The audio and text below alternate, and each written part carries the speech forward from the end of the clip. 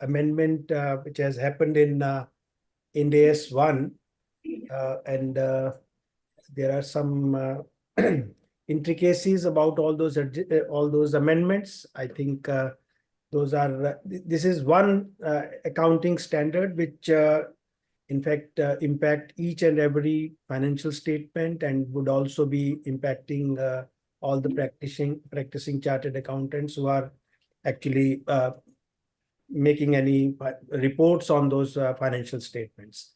And along with Dr. Avinash Chandra, we also have with us CA Archana ji. She's again an expert in standards, whether it is accounting standard or standard on auditing. And she is also going to take up the second topic of today, that is on audit trail. This is a hot topic, and we are already started see some audits where this issue is being now debated, how to really first of all verify this part, whether the audit trail aspect has been taken care of by the companies, and secondly, how we should be reporting it, and what should be the nature of report. Of course, there is some guidance note is also there, but still learning from the experts would be a very good idea. And this session is going to be moderated by none other than Dr. Amarjit Chopra. And though he himself is expert in these two subjects, but he has chosen to, he has very, I would say, graciously chosen to be a moderator today. So with this background, may I request Dr. Avinash Chandra to start with the first topic, which is the amended Ind AS 1. Dr. Avinash Chandra, please. Yeah. Avinash, before Thank you you very start, much. Avinash, before you start, I will set the ball rolling. That I think these two topics are burning topics of the day, both amendments to Ind AS 1 and, of course, the matter with regard to the audit trail. I think what we are going to do is that first, about 10 minutes each, you two can speak on the Archana, you can also speak on Ind AS 1 if you wish to speak, and then go to the audit trail. I leave it to you. I will like to say that Dr. Avinash Chandra is the one. I hold him probably in the highest of the esteem.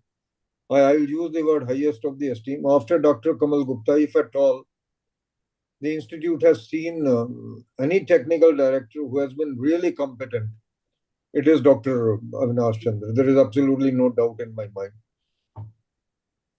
Everyone has to retire from the institute. Probably Dr. Avinash Chandra also retired from the institute. But it has been a loss of the institute.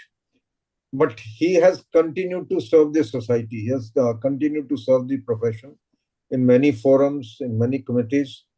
And still, I think in the institute, he is the most respected. I can tell you, whomsoever I speak to in the institute today also, in the technical directorate, he is the one who has been very, very fondly remembered, very, very fondly remembered, that he tried to guide the people also, and he tried to really develop that expertise in the various juniors as well. And his views cannot be manipulated by anyone. Let me be very clear about it. That is one respect that I have got for him. Whether A says or B says, he will give his opinion. I think that is the hallmark of a good professional, or hallmark of a good technical director for that matter. So far as Archana is concerned, I can say she is absolutely fearless.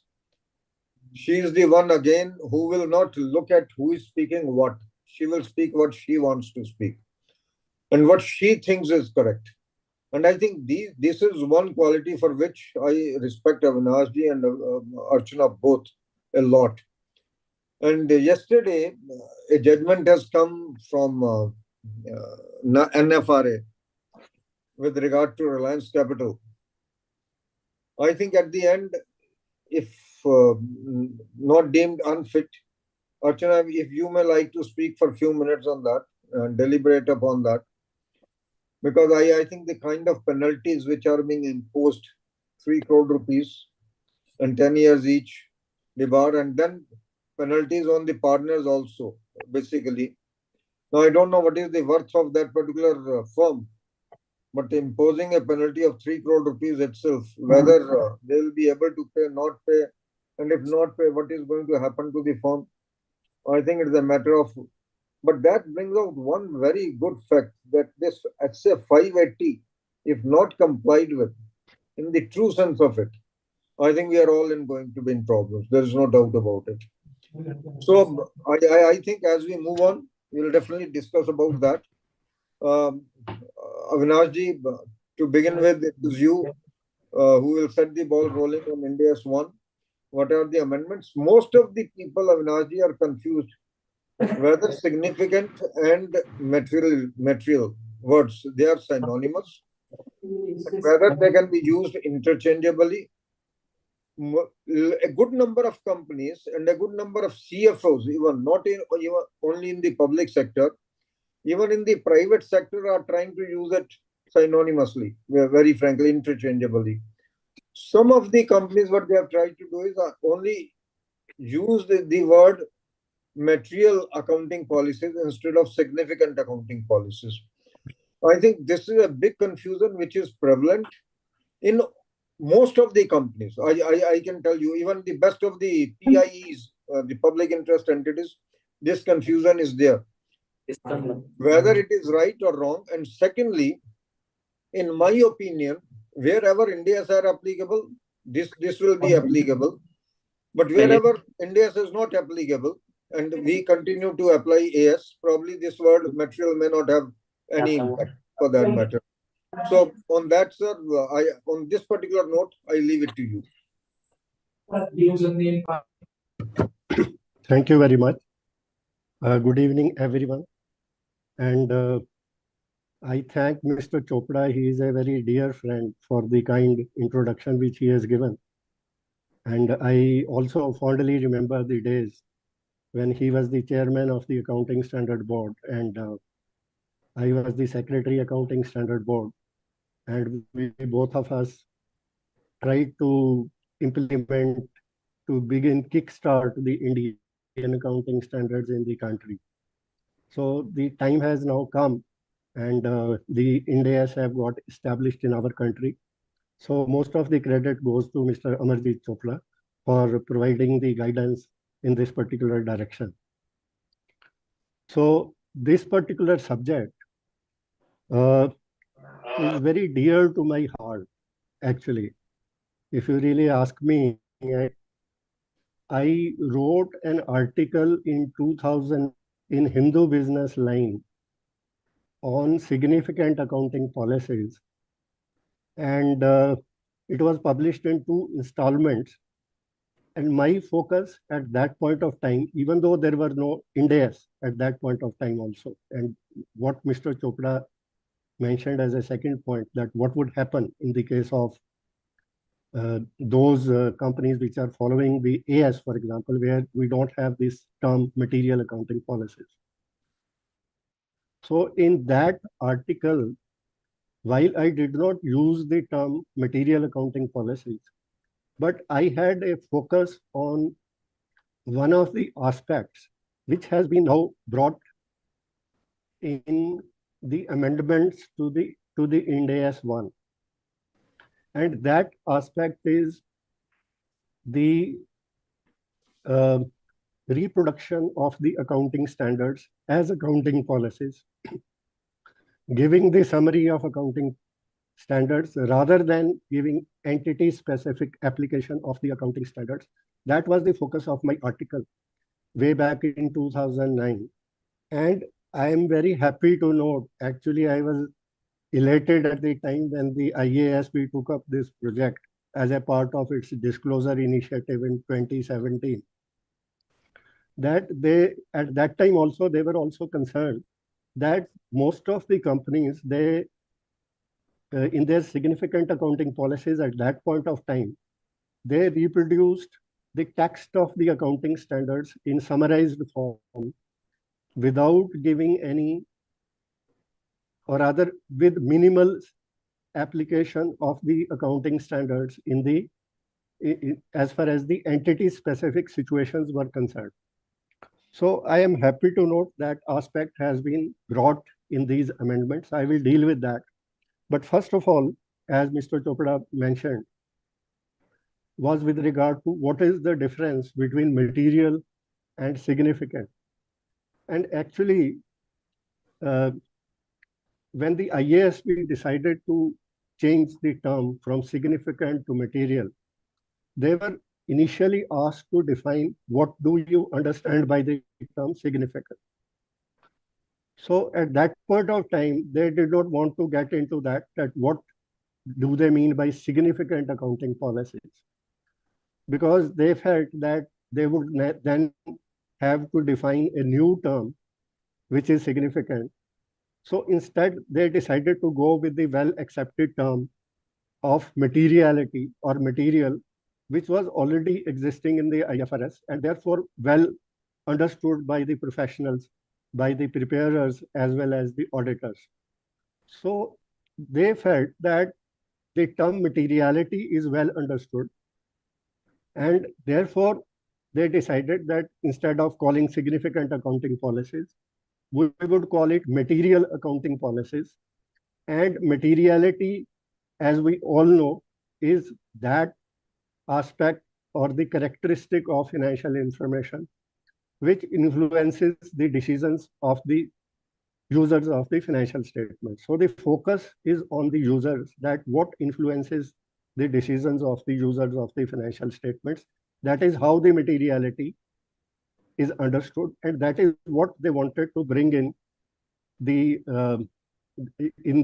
amended IAS 1, and then it was incorporated in Ind AS 1 as well, that they want to apply the materiality concept in deciding what are the material accounting policies. So that is the reason why they defined the material accounting policies. I will just read out the definition. The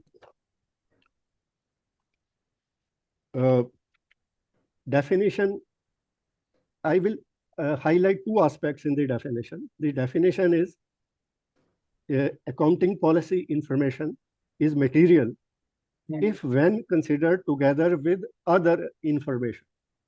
So this aspect is important, that the material accounting policy is not material in isolation.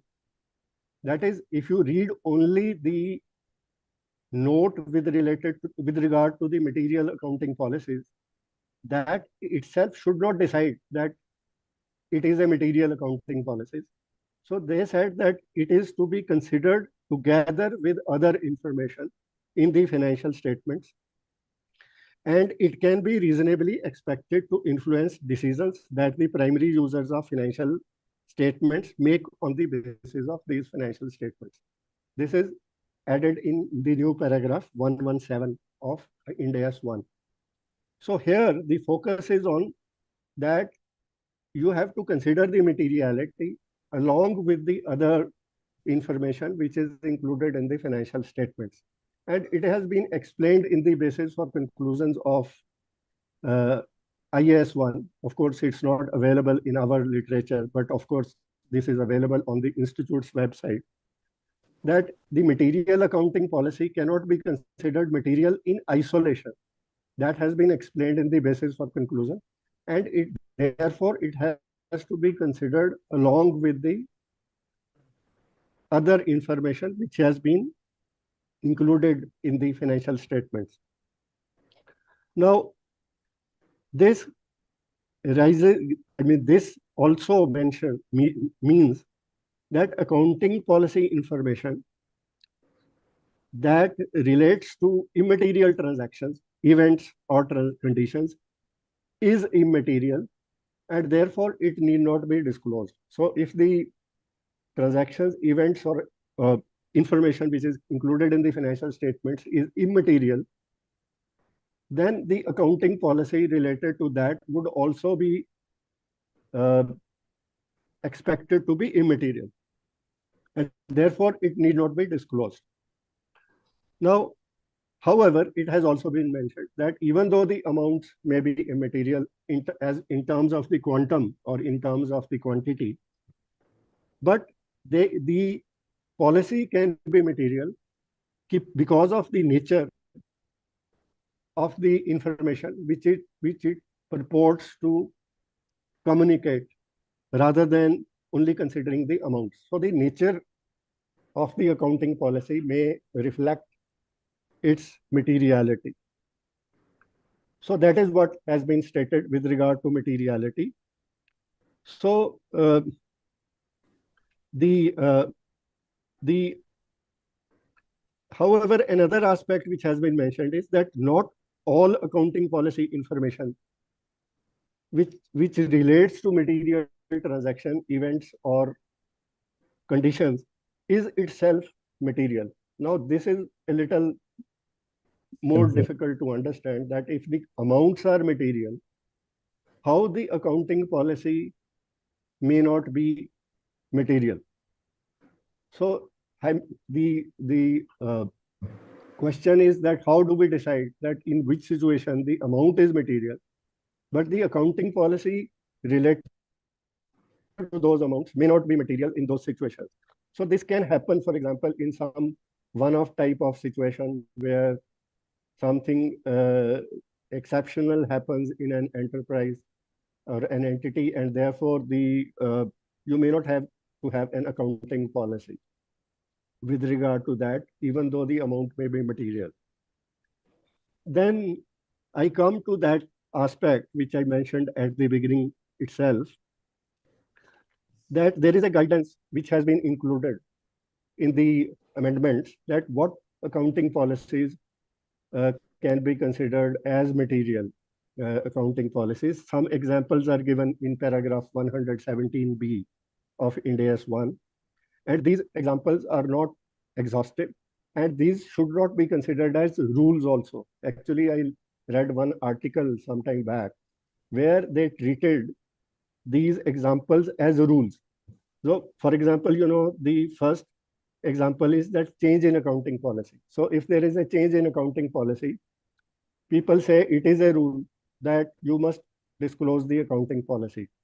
But if we read the language of the standard very carefully, it says that if there is a change in accounting policy resulting in a material change to the information in financial statements. So change must result in material change in the information in financial statements. So only then it may be considered as a material accounting policy. So in other words, an immaterial change in accounting policy may not be considered as a material change in accounting policy. So another example is that if there are certain Ind AS which give options in selection of the accounting policies, like first in, first out, and weighted average in inventory standard. So if some option is given in any accounting standard and an entity selects one of the options, then that is considered to be an accounting policy which may be considered as material. Then the third example is that if an entity has developed an accounting policy, keeping in view the requirements of Ind AS 8, that is where Ind AS 8 lays down, the process that you select accounting policies where a certain accounting treatment is not available in the Ind AS at all. So then what you do, you go either to some other Ind AS which is near to that, or if that is not available, you go to conceptual framework. And if that is also not available, you go to some other gap which is nearer to the Ind AS, and therefore you develop your own accounting policy. So if you develop such an accounting policy, then that should be considered as a material accounting policy. And lastly, the example given is that rather there are two cases that accounting policy relates to an area requiring significant assumptions, judgments in applying accounting policies, and those assumptions and judgments are also disclosed in accordance with paragraph 122 and 125 of Ind AS 1 in the financial statements, and then such a material accounting policy should be disclosed. And lastly, if the accounting is complex, for example, in some transactions, you may have to use more than one Ind AS. Like in case of service concession arrangements, for intangible assets, you may go to Ind AS 38. For revenue, you may have to go to Ind AS 115. And for the resulting contract assets, you may have to go to 109 for impairment, etc. So for such transactions, the accounting policy it may be material.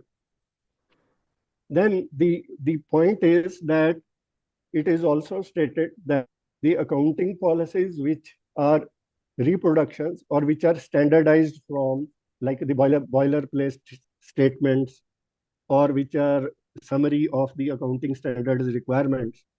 So these may not be considered as material. You should provide the entity specific application of the accounting standards.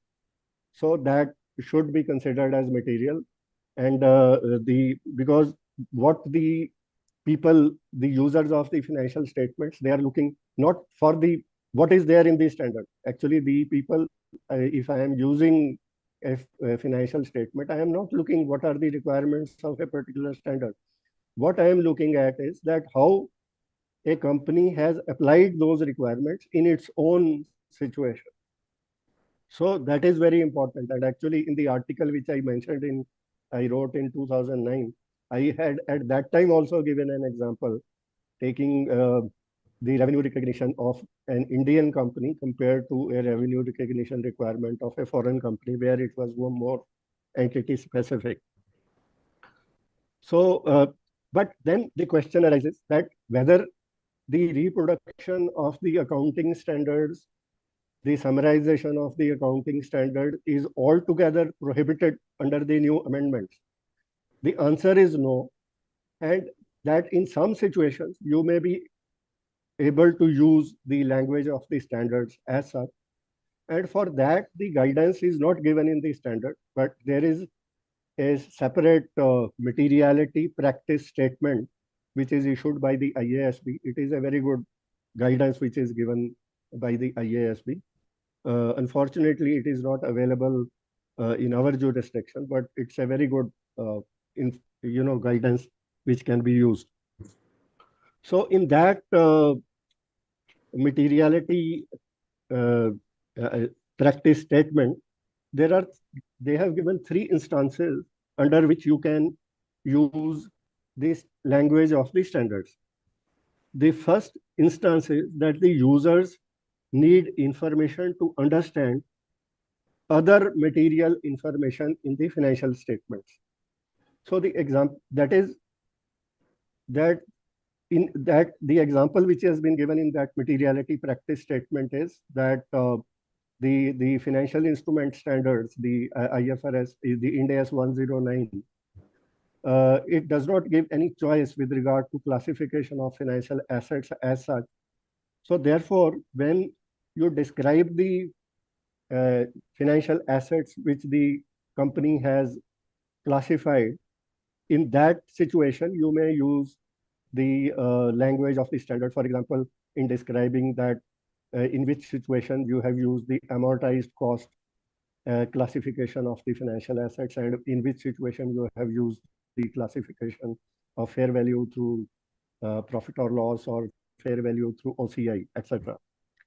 And the second example which has been given is that the entity reports in jurisdictions in which entity also report applying local accounting standards. Now, this may not happen in our jurisdiction. It is not likely to happen in our jurisdiction because in our country, it is applicable for both as well as consolidated financial statements. In some countries where you have the separate financial statements, you can follow local GAAP, and where for the consolidated, you can follow IFRS. But in our country, it is not likely to happen because for the separate as well as consolidated, we follow the Ind AS. So that in other countries, if you follow local gaps in separate financial statements, the local gaps can have an accounting policy in a different way, whereas in the IFRS, the accounting policy can be in a different way. In our situation, it may not happen, although one can think of the situation. I mean, I'm just saying that previously, for example, if the company was following a standard accounting standard, and now the Ind AS is completely different, then they may like to disclose that accounting policy so that the people can understand that how the financial statements may look differently under Ind AS compared to AS. So that could be another type of a situation. And lastly, the accounting required by an Ind AS is more complex. I already gave the example of the service concession arrangement situation where the three standards can be used. And then you can reproduce the requirements of the accounting standards. Now the objective, if I may finish by saying that the objective of all these amendments is to reduce the information overload in the financial statements. And it is expected, at least by the IASB, it was expected that the volume of the accounting policies would reduce. And therefore, by giving more entity-specific information, it will be more useful. And therefore, people can focus on what the company has exactly done rather than reading the summary of the accounting standards. But finally, I may just add a note of caution that in our country, the financial statements are also reviewed by various regulators. So some of the regulators I have seen, and in one case, I remember very distinctly that one of the regulators said that even if you don't have any transactions in your financial statement, still you must give an accounting policy, because according to that regulator, he said that, the accounting policies is a kind of a manual which should be there. Tomorrow you may have a transaction, so you must develop an accounting policy today, with which I don't agree. So in any case, therefore, we may have to be careful. And therefore, as a matter of caution, some companies may give accounting policies which may not be considered as material. But then in the amendment, it has also been mentioned that if you include immaterial accounting policies, then they should not obscure the accounting policies which are material. So that care will have to be taken. How that care has to be taken is a matter of practice, which will have to be seen. Now, so therefore, my thinking is that since the expectation should be that the accounting policies should reduce, so my view would be that these types of sessions, the regulator should also be trained that they should not look for the accounting policies as a kind of a manual. And the accounting policies should be considered in the context of the financial information which is disclosed in the financial statement. Thank you very much. I hope I have summarized the requirements as far as possible. Thank you. Although much more can be said on this. Thank you. Thank you, Avinash. We will not allow you to go. Don't worry about it. We will not allow you to go right now. You see, there are 2 or 3 points which you brought out very, very clearly. And probably that may add confusion also, particularly with regard to certain line items may not be obscured. Or rather, you can say that certain immaterial policies should not make the material policies obscure. I think this is something which will be developed over a period of time. I think it will come through the practice. But the most important point that you made out at the end was that the regulators need be trained, very frankly. I can tell you that it is going to happen, that particularly in the PSU audits, there will be conflict of opinion between the auditors, management, and the C&AG officials themselves. And probably it can happen even in the case of the NFRA, or even in the views of the ICI disciplinary committee or FRRB or someone else with regard to certain matters.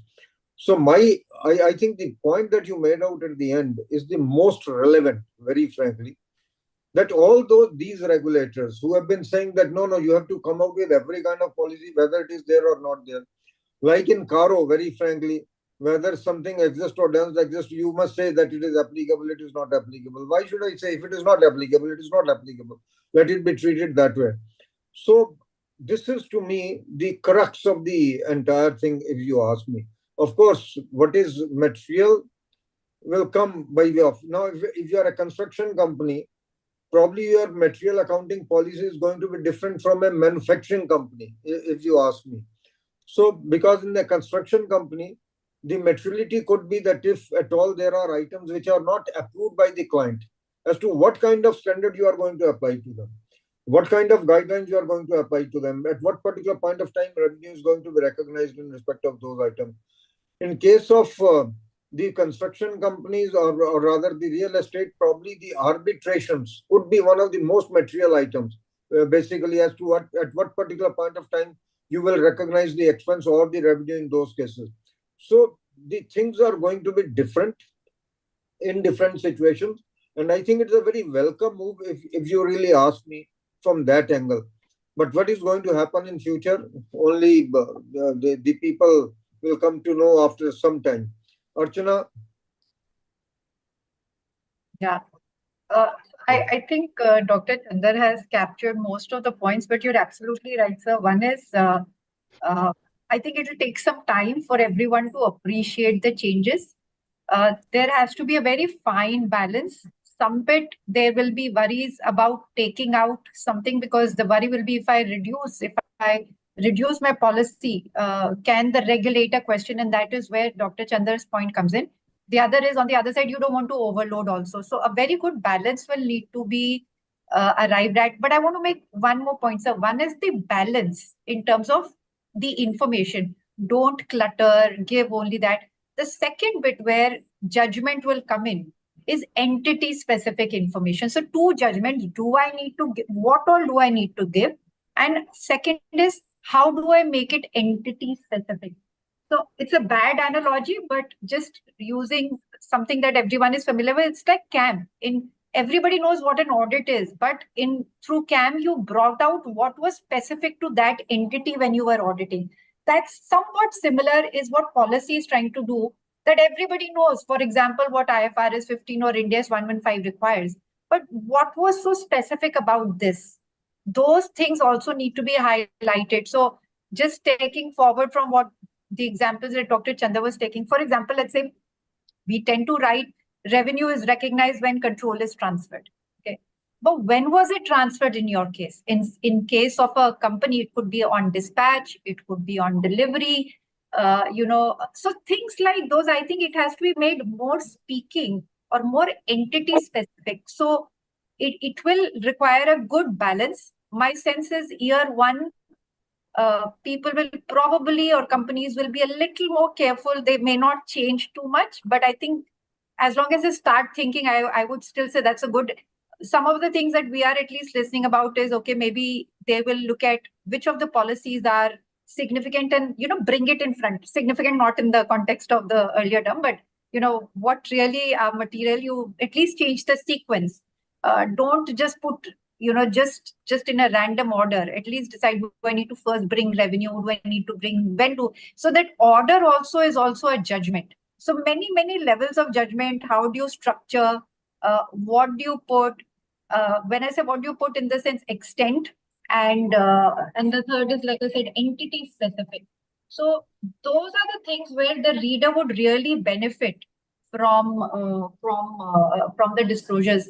I think maybe we can take one or two more examples, but I would prefer if the audience can maybe pick up any transaction they would like to discuss, and maybe then we can just apply our mind. But if I can take 1 more minute, revenue I'm just taking because it's so common for everyone. Some of the places where revenue you will need to apply judgment is to say, like I said, was it on delivery or was it on dispatch? Second could be to say that, it could also be to say that, was I a principal or an agent in a transaction? You can just, one is to say, oh, we recognize on gross when we're a principal and we recognize net when we're an agent. But let's say if you've got 2 or 3 types of transactions, state whether you were a principal. So if you concluded that you were a principal, mention that for transactions like this, let's say if I'm doing some procurement services wherein I'm only acting as an agent, highlight that the company was a principal rather than just leave it open. Oh, it could be principal or agent, but what were you? So I think that really helps. Similarly, yeah, I'm just picking up from some of the points that Dr. Chanda was saying in terms of estimates or complexity or choices. If let's say a standard gives you an option, not an option as in a free option, it could be a choice you need to apply based on facts and circumstances. So, for example, if I have to do allocation of my transaction price to performance obligations, there are three methods which the standard recognizes. Which one did you use? Did you use standalone selling price? Mention that. Similarly, in revenue, quite often judgment is required. How many performance obligations were there? Was it 1, 2, 3? Was any judgment required there? Those are the kind of things, rather than very open-ended standard, just boilerplate coming in. If you can say where judgment could lead to a different outcome, I could be a principal agent, I could have had maybe, for example, in construction contracts, at times delivery of material and, installation are considered separate. In some contracts, there may be a single obligation. So that is where the policy needs to be made more entity specific is what I would say. I mean, just to take revenue as a simple example. Well, I think, Archana, you have made out 2 or 3 very good points, if you ask me. One is the point of agent or principal, how you are undertaking those transactions. Now, suppose, again, you are undertaking certain transactions as an agent, then your revenue has to be recognized primarily based upon the commission. It cannot be other way around. But if you are the principal, then probably purchase and sale has also to be booked in that particular case. So how do you actually distinguish yourself in those transactions? It has not been happening in some of the cases. I can take Avinashji to a situation prior to 1/4/99, basically, that is 1999, in which before we amended the standard on the accounting, on this inventory valuation, people always used to write the inventories are being valued at lower of the cost or the market value, whichever is whichever is lower. No, nobody used to describe whether it is absorption costing or it is direct costing. And that was a big flaw, if you really ask me. Nobody will say whether you are following FIFO or LIFO, whether you are nearest to the economic reality or you are farthest from the economic reality. Now, that was happening a lot in the case of the jewelers, and all kind of non-realistic things were actually happening in the case of the valuation of the jewelry.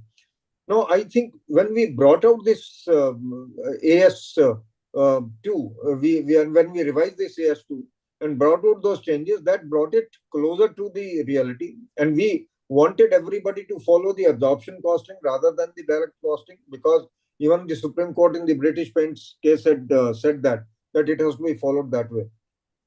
I think to a little bit of an extent, probably it is an extension of that today in this materiality concept, if you ask me, that we are asking a company to bring on record what is your business and what is in the context of that business, what you should be applying out of that particular standard to your business. I think that is important. Now, one may, I have always been giving the example of banks for that matter. Banks do undertake the locker rental business also, there's no doubt about it. But what is the locker rental percentage? Can the view of a reader of the financial statement change because of the locker rent? Where we keep on saying that the accounting policy, and it is shown as a significant accounting policy. Their significant accounting or the material accounting policy should be in relation to the advances, basically, or in respect of the interest to be booked on the deposits for that matter, or even in respect of the non-fund based business as they go on. But locker rent cannot be the ground for declaring it as a significant accounting policy. Now, once I think this 109 is implemented in the case of the banks, ECL will have to be described. You cannot have a choice. And when we talk of the estimates, assumptions, presumptions, my one question to both of you is, and firstly, I can start with Avinashji for that matter, whether impairment formula should always be disclosed. or the assumptions made in the case of the impairment should be disclosed. One of the points which has been made out yesterday by NFRA in the case of Reliance Capital is that the auditor did not get into this particular part, the investment which were being made in the subsidiaries or the joint ventures or associates. All those investments were actually all impaired. Those were loss-making organizations, those were loss-making entities, and nothing has been declared as a consequence thereof. So what do you feel particularly with regard to the assumptions in the impairment? Avinash ji. Yeah, it's a very good question. And in fact, in respect of a financial institution, in my view, the impairment of the financial assets would be a material accounting policy in all situations. And therefore, it should be disclosed. And but I would also like to focus on that, on the two aspects which are there in the standards, that while explaining the material accounting policy related to impairment of financial assets, one will have to be entity specific in the sense that, for example, for impairment, there are three stages for impairment: stage 1, 2, and 3. And the stage 3 is the credit impaired financial assets. So a company, for example, may not have credit impaired financial assets at all, and they may have all good financial assets. So while they may not have the full, the credit impaired financial assets in stage 3, the question would be that since in the financial statements you are in stage 1, that is, they are all standard assets, and therefore there is no impairment as such. So whether you should also go into explaining the stage 3 accounting policy, my answer would be yes, in the sense that the company would be making an assessment as to in which particular stage it is. So in making that assessment, they will be assessing whether they are in stage 3 also. So because they will be making that assessment of stage 3 and thereafter they will be concluding that they are in stage 1, in my view, they should be explaining all the 3 stages of the accounting policies, making it more entity specific. For example, whether they considered the credit rating as one of the aspects for deterioration in the, you can say the deterioration in the worthiness of the credit worthiness of the borrower, and or they have considered some other inputs in deciding stage 1, 2, and 3. So therefore, in my view, the impairment accounting policies for a financial institution in respect of financial assets is likely to be significant, and then the judgment will have to be made with regard to what needs to be disclosed with regard to the impairment assessment and the other aspects related to that. So with regard to financial assets, that is the point which I wanted to make. And in the practice statement which I mentioned issued by the IASP, they have given an example of impairment under IAS 36, that is Ind AS 36, with regard to impairment of the other non-financial assets, where a company, in that example, a company had reproduced almost the entire requirements with regard to the standard Ind AS 36, whereas they are only at the initial stages of the assessment. So only up to the stage of assessment they could have disclosed, rather than going into the question of that if there is impairment, how it is allocated to goodwill and how it is allocated to other assets, etc. That may not have been disclosed. So broadly, that is what I have to say with regard to impairment. Archana, before you get into this, Archana may add. Yeah. Archana, I have a question along with the other questions that I've put. Suppose I start a business today my client has started a business today, and it has completed 1 year and it has made losses. But in the subsequent periods, of course, it may be making profits. Now, should I be really considering the impairment immediately after the first year itself, or should I go a bit little longer? So I think so this question is different from a policy disclosure. I Your agree, question is basic on the impairment, but if you Yeah. look at the standard actually addresses your point. It actually requires even when it is CWIP, forget first year. So they say that even when you are setting up the business, you look at impairment even at that point of time. See, the whole thing is that when I started the business or when I started the concept, I obviously made some projections. I said, okay, there will be a gestation period, it'll turn around in 3 years' time, right?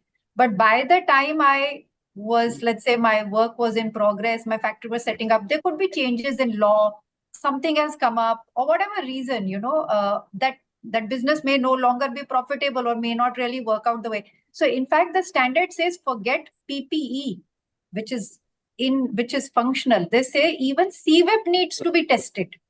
So I think it doesn't, even though you expected a gestation period of 1 year, 2 year, 3 year, whatever it is, I would say you should, because it could be that you thought it will turn around in this much time, but that may not happen. So gestation, capital work in progress, at any stage, you should test it. I mean, if you have impairment indicators, the standard says you do it if there are impairment indicators. And of course, I'm not about goodwill or intangible without any finite life, but जहाँ पे annual impairment है, उसको अगर हम छोड़ दें, बाकी of course subject to impairment indicator. So if the losses are in the first year as I thought it would be, things are going as scheduled, and then I may not. But you still need to be careful on the indicator. You can't say, okay, first year I will ignore. Other part of the question, you have anything to add to Dr. Avinash Chandra? Or? Yeah, no, I think he was, Dr. Chanda was very comprehensive. I think the only bit I would say is that in the whole process, we should not land up now cluttering the accounting policy with so much. I think maybe one good way of doing this is what the practice statement also does. They say that if, let's say, some of these estimates under Ind AS 1, para 122 requires significant estimates and judgments have to be disclosed. So you've got accounting policies, then you've got another note where you give significant estimates and judgments. To the extent it is given there, you need not repeat. So you can see how can you link your policy to that. So I think you can address what Dr. Chandra said, but I was just trying to say, don't kind of do a repetition if something is already there. For example, in the practice statement, the example they've taken, they've said, there was no impairment in the previous years, etc. They don't have intangible, they don't have goodwill. PP is material, but there's never been an impairment. So they said what is significant in this case is the judgment you made to test impairment. Ultimately, there is no impairment, but any estimate or judgment you applied, if to the extent it is coming under this para 122 disclosures, you can just refer rather than repeat. So it'll need to be done in a very good manner that the two reconcile, in that context. Yeah. Otherwise, I'm fine with what was said. No, I'm coming back to Dr. Avinash Chandra again. One of the questions which is being raised time and again now is whether shifting from the significant to material itself is a change in accounting policy. Sorry, I could not. They are asking the question hear, whether shifting from significant to material, is it a change in accounting policy? Yeah, actually, it is a question. I would say that you consider the requirements of the current standard, that is in the context of materiality, and then decide what is material. So I would not simply go by what could have been under significant or what could be under material. So I would start afresh in the sense that as per the requirements of the Ind AS, the new amendments which have taken place, what are the material accounting policies? And I also understand the question because at least I have come across one or two people who are saying that they will only change the heading, that instead of writing significant accounting policies, they will say material accounting policies, and the rest will continue as it was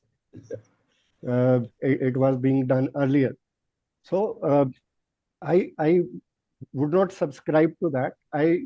Once again, I would say that the companies will have to make an assessment afresh as a zero base as to what should be considered as material accounting policies, and not depend upon what they were already disclosing under significant accounting policies as such.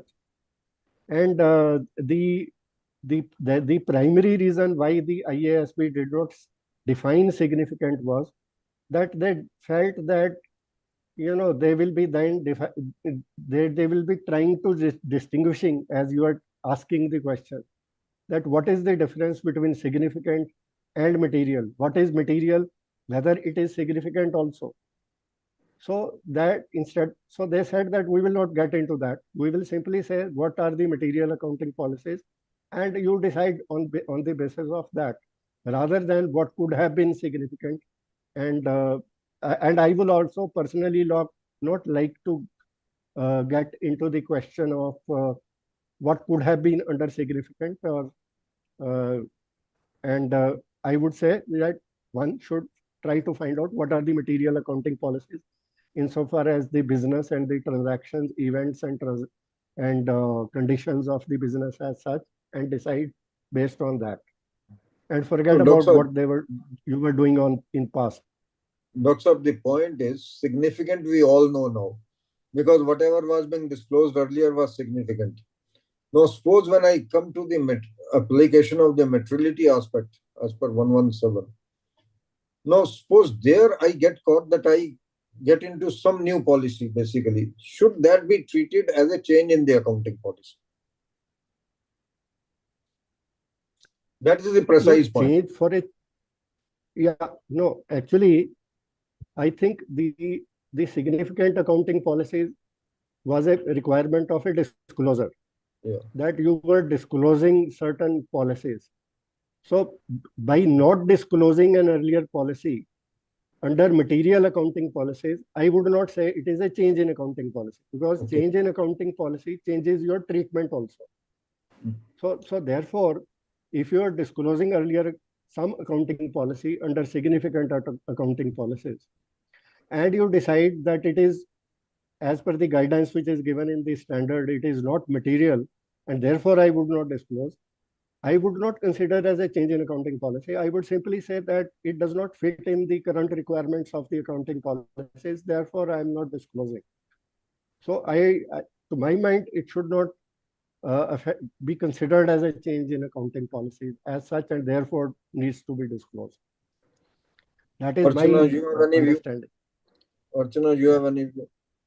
No, I think, sir, he's put it beautifully. I think maybe I didn't appreciate the question first. I think I would actually say, without getting into the particular bit you asked, don't miss the wood for the trees. I think don't get into significant this and the material. And I think just appreciate. I think what they have tried to do is two things. They said you didn't understand material. We're using a word which you understand. We're also giving you guidance as to how to identify what is material. That is first. Second is they're saying we don't want boilerplate. That's the message. I think the second point that you raised and what Dr. Chandra answered, I totally agree. If I didn't disclose, but now I'm disclosing, that's not a change in policy, that's disclosure. Change in policy means I was doing X, now I'm moving to Y. I was capitalizing, I will not capitalize. I was measuring it like this at fair value, now I will measure. That is not the change you're making. And I would say beyond the point, don't dissect too much into significant material. I think take it as if now they've made it easier for you to understand. They've given you more guidance. That is one, as to what is material. And again, it is not just a terminology change. They're saying some bit, if you see what Dr. Chandra shared about what is material, we all know quantitative, qualitative. It may not be quantitative material, but it can be qualitative. It's just that now they have elaborated it very well. The second thing I'm sorry reiterating is that is what to disclose. That entity specific is the big change they have made, if you ask me. The first one is, I would say, okay, more clarificatory in terms of what is material. The guidance they've given, of course, is very, very helpful, that if it's complex, if it is a change in policy, those are material. Yes, those two elements, but don't dissect beyond a point significant material. I wouldn't. Thank you. One question which has come is with regard to whether the scrap generation, valuation of scrap, should it be treated as a material policy, particularly in the case of the manufacturing companies, for that matter? I would let Dr. Chandra answer, but if I can just slightly just add, I think one, there cannot be a single answer to this. Now, in some cases, scrap can actually even be a byproduct. Okay. So-called scrap can also be a byproduct depending upon what it is and so on. So you say, so I'm just saying, look at all those things. And at times, my limited understanding. So for example, I think in the sugar industry, when you have a byproduct, ethanol comes in, and the measurement of that, etc., all those can be very tricky issues itself. So on its own, when does it, at what stage is it generated? How do you split the cost? All those things. I'm just saying it could be relevant, and if there is any significant estimate required, I may even disclose it. So no single answer, but yeah. Archana, so far as the sugar industry is concerned, I can only tell you that so far as there are two things which are coming out. One is bagasse, and the other one is ethanol, for that matter. Yeah. Ethanol will always be material. Let's be very clear about it. And now it is started as a scrap, and now I understand it's become from a byproduct now. It was never a scrap. Ethanol was never a scrap. It was always a byproduct. It was always a byproduct. Byproduct, and now it's moving to a joint product. It was more of a joint product rather than being treated as a byproduct. It was treated as a joint product. So far as bagasse is concerned, it is a wastage.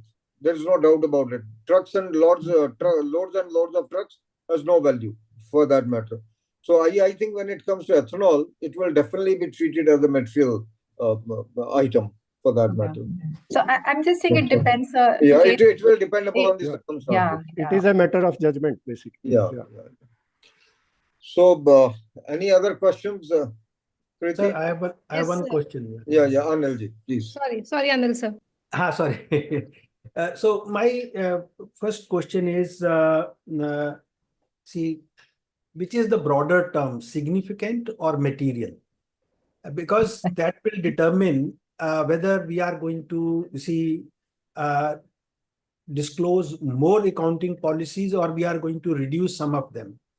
So this, which one is the subset? That is one confusion which is there in my mind. And second point, the methodology which I would like to apply is that as per Ind AS 1, you see, entity has to present separately each material class of item. So when we say disclosing each class as a separate item, which is a material, it means then there has to be a policy on each that item which is being shown as a material and separate. So is that analogy right, or if you can just answer that point? Yeah, thank you. Yeah, may I go first? Yeah. Actually, insofar as the terminology regarding significant, whether it is a broader term or a material is a subset of significant or not. Once again, the IASB did not go into that. Probably the IASB thought, I am just making a guess based on why they took up this particular project, was that, under significant accounting policies, they felt that there is a lot of number of disclosures which are coming. So, and therefore, when the questions were raised, people asked the question that you first tell us what is significant. So, I mean, they said that if under significant, everything under the sun could be disclosed, then And instead of defining significant, they said that why should we define significant? Let's define, prescribe something which is already understood, materiality.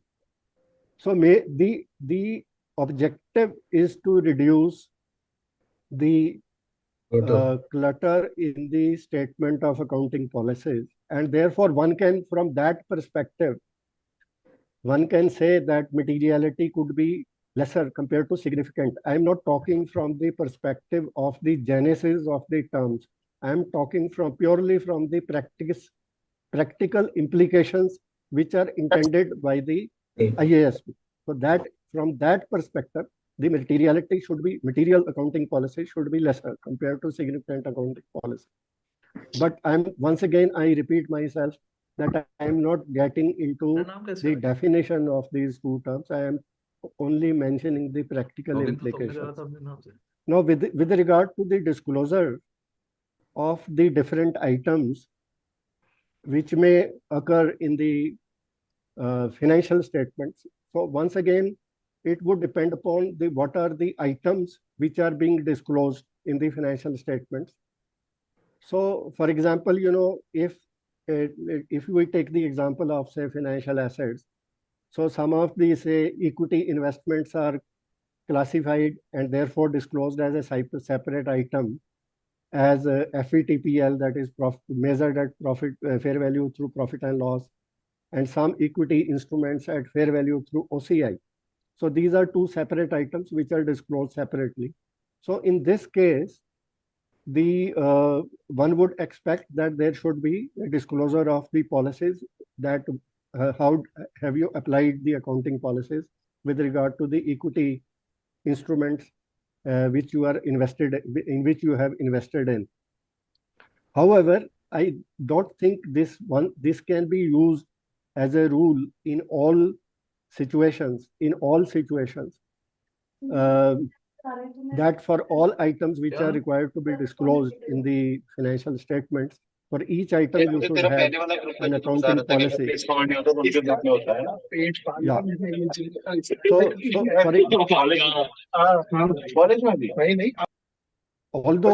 therefore, one will have to make for example, under employee benefits, there can be different types of payments which are being made.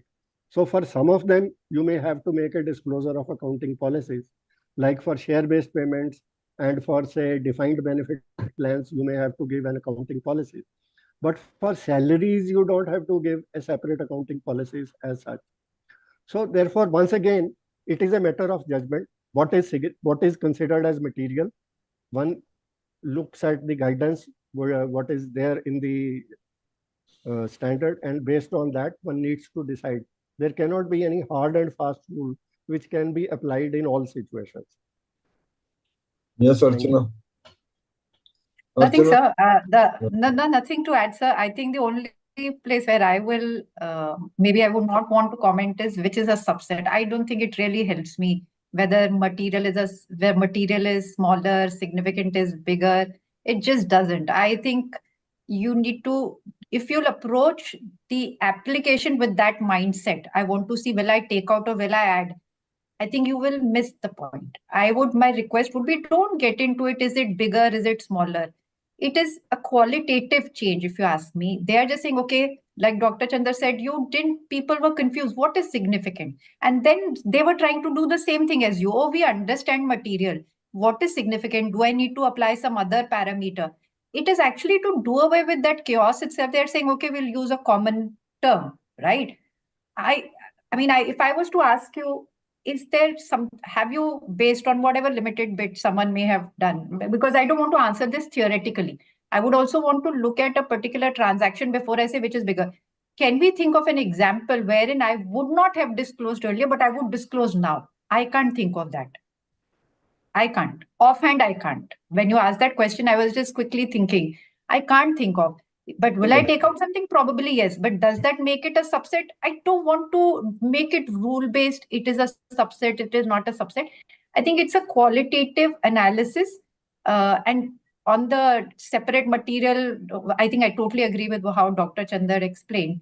That's all I would say, that it's a much more qualitative change in terms of what needs to be described. And when we are saying focus is to declutter, that decluttering is not necessarily to say aap nikal dijiye policies. No, not necessarily. Maybe you will have still all of them, but maybe what you'll put will be decluttered. Instead of having 5 paras on impairment, I may just need 2 paras. I may not need, like I said in the example, if I don't have goodwill, if I don't have intangible, I don't need to repeat what I'll do for them. Or let's say, if you don't have impairment only, in the example we were discussing earlier, PP is significant or material, let's say, PP is material. You exercise certain significant assumptions or judgment or estimates, whatever you want to call it, when looking at the recoverable value. Those require maybe disclosures. But after that, you concluded there is no impairment. If you concluded there is no impairment, then if the policy has to say how impairment loss is recognized, it is offset here, it is done like this, it has no meaning. So maybe the bit on what I would do if there was an impairment loss, I will take that out because there is no impairment. I don't need to tell them what to do with it. So maybe decluttering may also happen in the context of, like I said, what I'll put for each. It may not necessarily be that if I had 20 policies, now I need to show मैंने 15 कर दिया. No, it could still be 20. But what you're putting in there could be the decluttering, or at times it could be 20 ka 18 ho gaya. But I would suggest focus more on that qualitative aspect. I think Archana and Dr. both, if I can give an example somewhere as to what will make certain information obscure, that will actually prove what is material or what is immaterial. I think that is what you are trying to talk of for decluttering. If you can give, either of you can give any example of how a particular item could be made obscure. A material item could have been made obscure by giving an immaterial item. Probably that would answer the question. There are three, okay, and maybe the one everybody is thinking about may not be the most common. What सबके दिमाग में सबसे पहले आ रहा है, मेरी number of policies cut जाएंगी. That may not be the best way to look at it. The decluttering can happen either by number of policies reducing. It could happen by virtue of the content reducing, like I just said, and the third, it could be by virtue of the sequencing. Now, everybody is thinking, oh, this means I will now have lesser number of policies. Not necessary. That could be one way to declutter, but that is not the most necessary way. I would say the first one, if you ask me, the first impact I would see is in the content of the policy.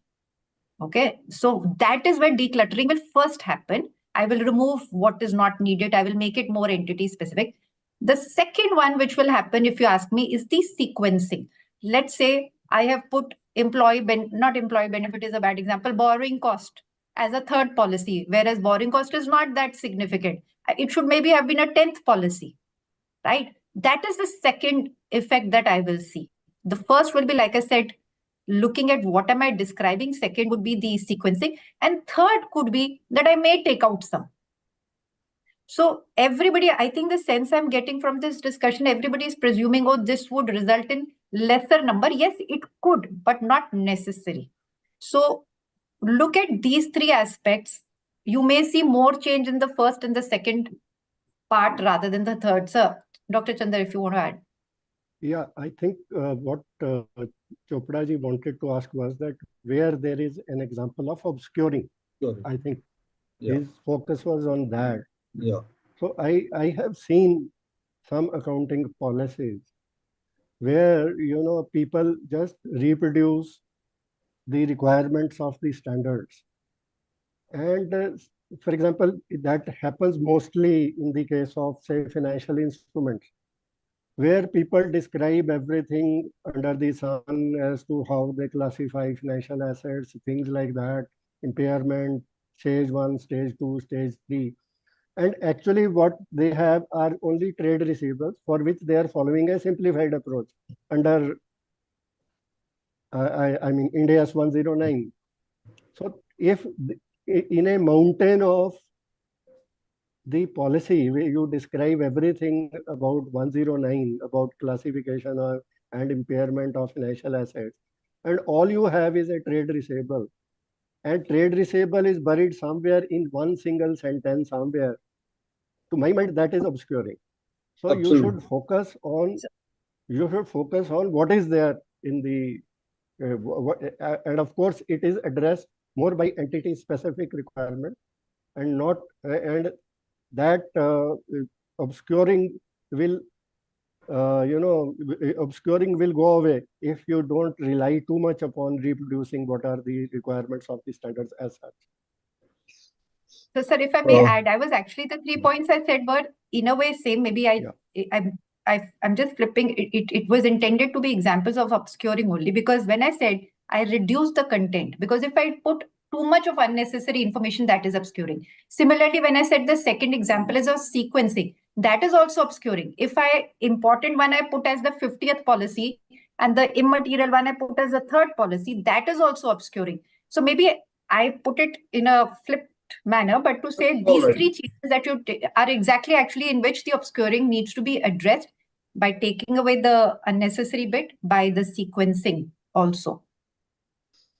Well said, Archana, and well said, Dr. Avinash Chandra. Any other question from any of the participants? I don't see any hand raised. Yes, sir. Sir, we have Mr. Rajan Jha. He has a question. Yeah. Also we have more questions. Mr. Rajan, can I request you to please unmute yourself? Hello. After Mr. Rajan Jha, I would like to ask some questions or make some statements. Surely, sir. We'll just allow you, sir. Hello. Yes, Rajan. Yes, I'm audible. Yeah, please. Yes, sir. First of all, thank you, sir. You have explained very well everything. Sir, in my mind, there is one question like we talk about materiality in transaction and materiality in policy.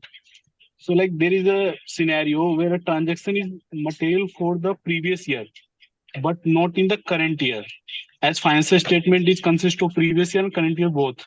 So whether that accounting policy needs to be treated as material.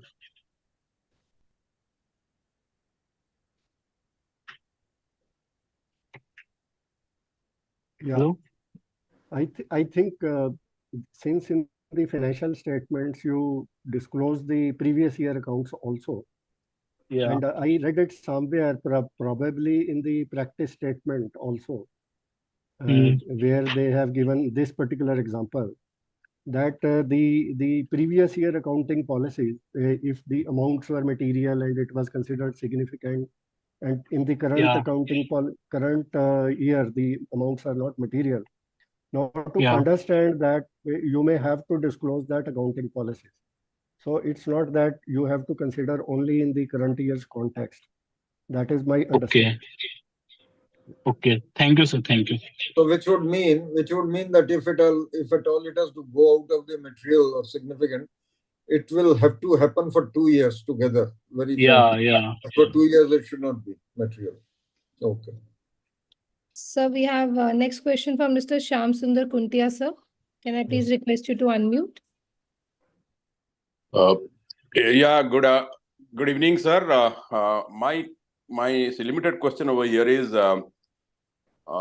if in a company the auditor finds, as has been discussed, somebody has just changed the heading of the significant accounting policy to material accounting policy without really applying the analytics, what is the role of auditor in reporting?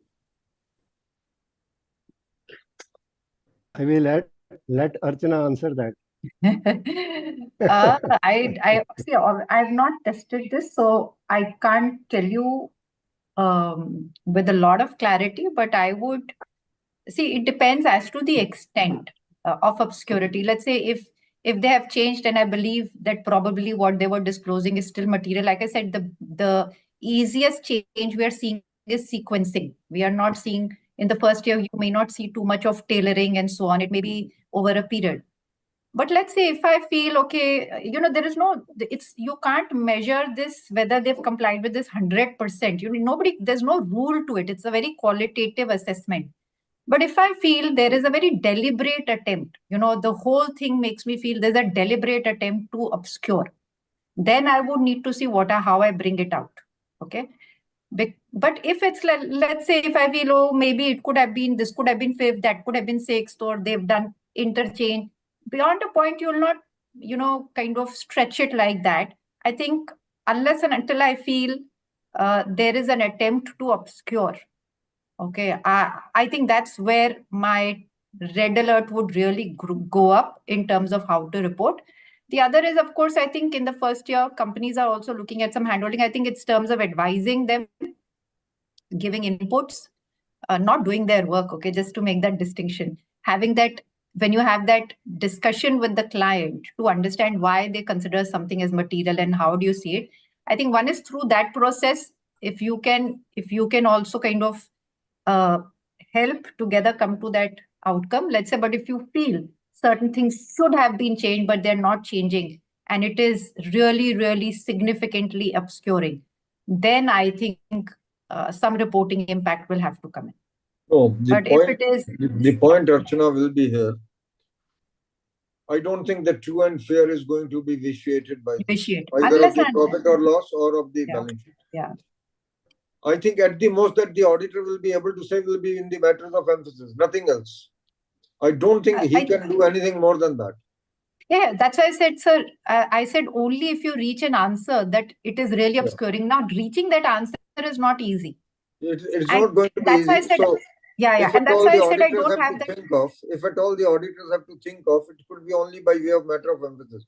Because Yeah. if the policy is correct otherwise, and there is no vitiation of the true and fair view, I think at the most what he can do is only to bring it by way of a matter of emphasis, nothing Yeah. else. See, the only reason why I was being a little balanced here, I don't want people to think, oh, if there is no impact on my audit report, then let the company do whatever. See, that's the flip side. People will think, okay, if there is no impact, why am I so bothered? So my request would be not to approach it from that perspective. Yes, it could be that in most cases, at the end of the day, it may not impact. But I think it is more just about, and it's not just for policies, if you ask me. A basic thing like materiality. Materiality has been there. It's not that this is only materiality for accounting policy. Materiality as a definition has been there. And if you see there itself, we've always had, and not always, in the past few years, the materiality definition was amended to say anything which obscures material information is, would not be considered appropriate. So it's already there. And that at present, we are supposed to apply for all the notes. So let's say, if my main notes I take to the end, or let's say let's say, for example, some two things which should be read together, but I put them very, very apart. One I put on page 20, the other I put on page 60. I'm not helping reader connect the dots. Those are also areas wherein material information is getting obscured. And that requirement is also there today. Now, are we really commenting on that in the audit report? The answer is no. But I'm just saying, if you ask me what the standard expects, apart from materiality for accounting policy, the general materiality, the definition which is similar, where obscuring is already there in the definition, even that don't limit this obscuring thing only to policy. The point I'm making is that it has to be applied to the financial statements also as a whole.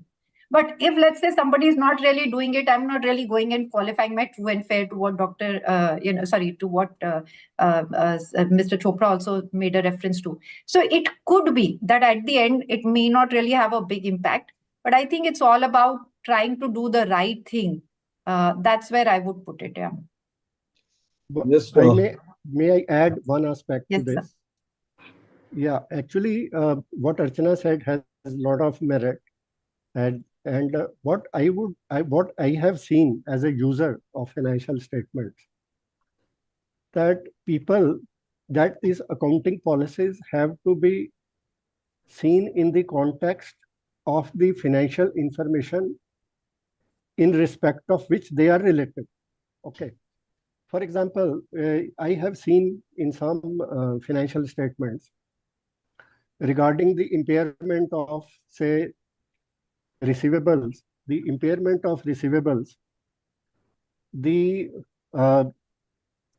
simply say that we have followed the simplified approach, that's all. And there is nothing more what is given, what the entity is doing. And if you look at the financial information related to the related to the receivables, what you will find that, for example, there are receivables more than 2 years old or 3 years old or 4 years old. The aging schedule indicates that.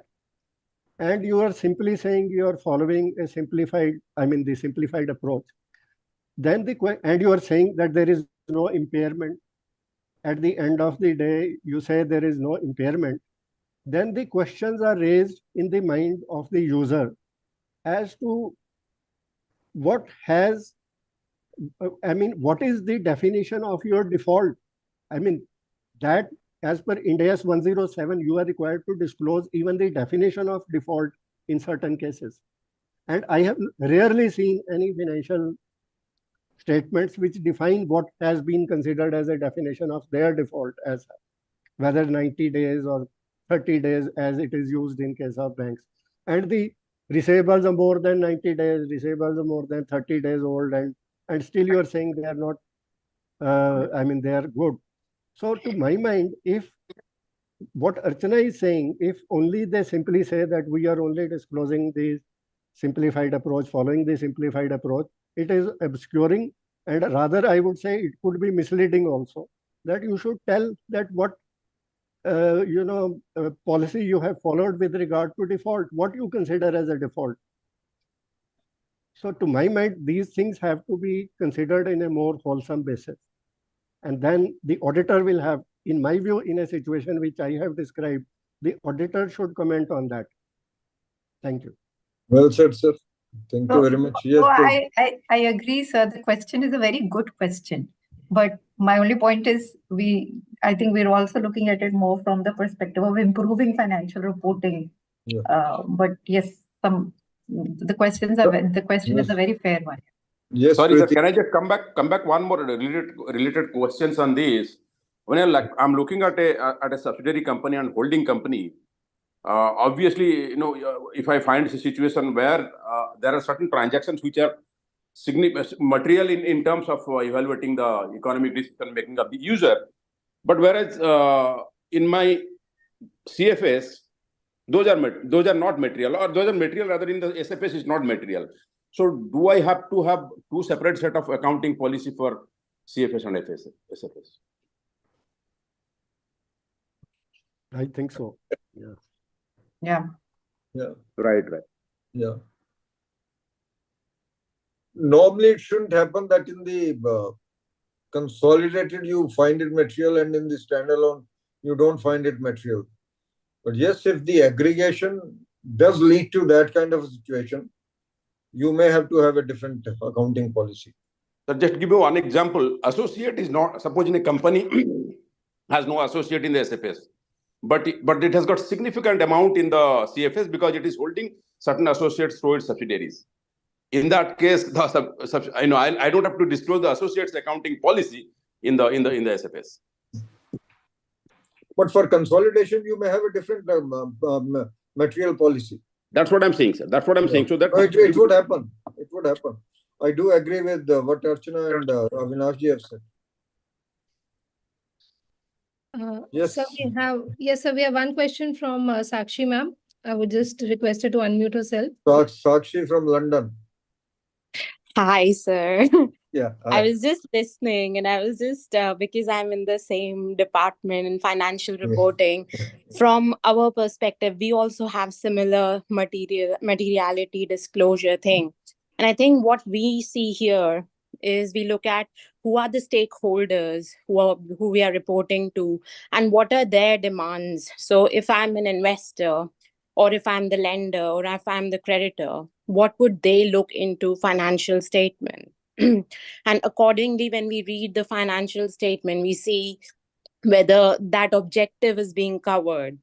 So I think that's very important, because sometimes as a stakeholder, I could be looking into what the revenue relevant policies are, or what the impairment related policy are, and something in relation which is not material to, say, an investor might then put the information in a place where it shouldn't be.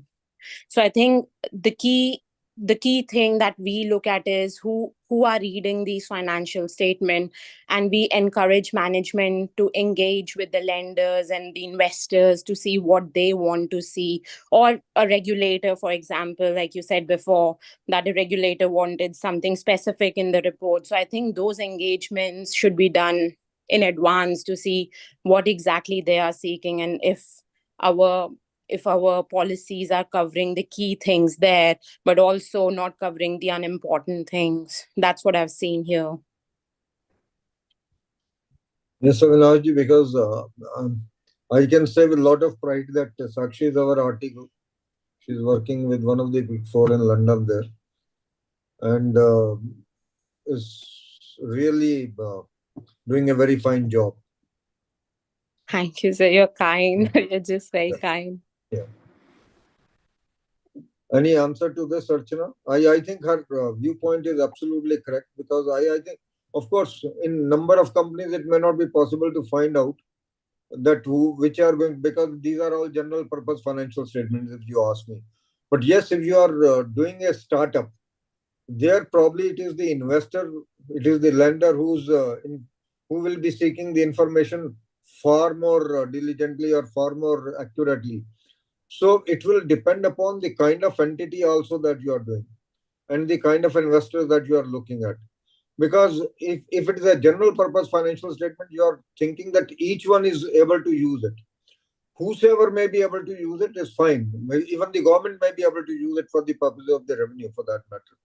So my understanding of the entire thing is that if it is a startup or if it's that kind of an undertaking where there are few investors only, probably you can look at it from that perspective also. But if it is a general purpose financial statement, and probably thousands and thousands of people are going to read it, lenders are also going to read it, the government is also going to read it, the creditors are going to read it, the debtors are going to read it. In that case, probably it could be different. ये किसने किया फिर? Yes. Sir, do you want to, Dr. Chandra, do you want to answer this? I was just trying to take out IS1. Yeah. I think they made a change when the materiality definition was being considered. I think they looked at the stakeholders, what would whether it's there is a term that is specifically considered, right? So I'm just trying to take that out. Give me one. Yeah. Actually, in conceptual framework for the accounting standards, they considered as the primary users of financial Primary statements. user, yeah. I mean, so therefore there could be large number of users of financial statements, but the IFRS and the Ind AS, they focus only on the primary users, which are the investors and the lenders. So they are considered as the primary users, while the regulators may also use the financial statements. General public may also use the financial statements. So therefore, I mean, while one may, in our country, for example, give more weightage to what the regulators want, and in some cases, for example, the regulators want certain disclosures, and therefore those could be disclosed. But the point is that as far as the IFRS are concerned, the focus is on the primary users, which are the investors and the lenders. And from their perspective, what is a useful information and material accounting policy information that needs to be seen. And for that purpose, as Sakshi was saying, that if they can, I mean, if they are for practical purposes, they are looking at a sample of investors and lenders, that could be a good idea, I mean, to look into. But then, I mean, if we start looking at all the users, once again, it is feared that the statement of accounting policy once again get cluttered, and therefore we are maybe looking at employees, we may be looking at regulators, we may be looking at some other users of the financial statements. That is the reason why the IASB limited itself only to the primary users of the financial statements. That is what I would like to say. Yes, I was looking for that word, sir, primary user, you're right. And if I just read out, from IAS1, when the changes were made, when they were looking at materiality and defining, they've said earlier the definition referred to users, but it does not specify the characteristics. And it was interpreted by some that entity is required to consider all possible users. And that is why when they finally did it, they referred to primary users, and this was also clarified in the conceptual framework as Dr. Chandra just mentioned. And I'm just reading out from the BC. It says the conceptual framework definition also clarifies that the users to whom the definition refers are the primary users of an entity's financial reports or statements. Referring to the primary users in the definition of material in IAS 1 helps to respond to concerns that the term users may be interpreted too widely. So I think that's how they try to do. But I wouldn't limit them to 1 or 2 or whatever. Even a lender, even the regulators, like if I look at it in India, for example, the ROC is also a primary user. So you need to kind of take that. It's just that you cannot be taking those thousands and thousands into account, anyone who would look at it for any small transaction. So with this, I think we can come to the conclusion of this particular topic. We had a question from NBCC team. Yeah, please. They are all, yes, sir. Yes. And this should be the last question because we have to go to the audit trail also. We have time. Surely, sir. Can I request the NBCC team to please ask the question?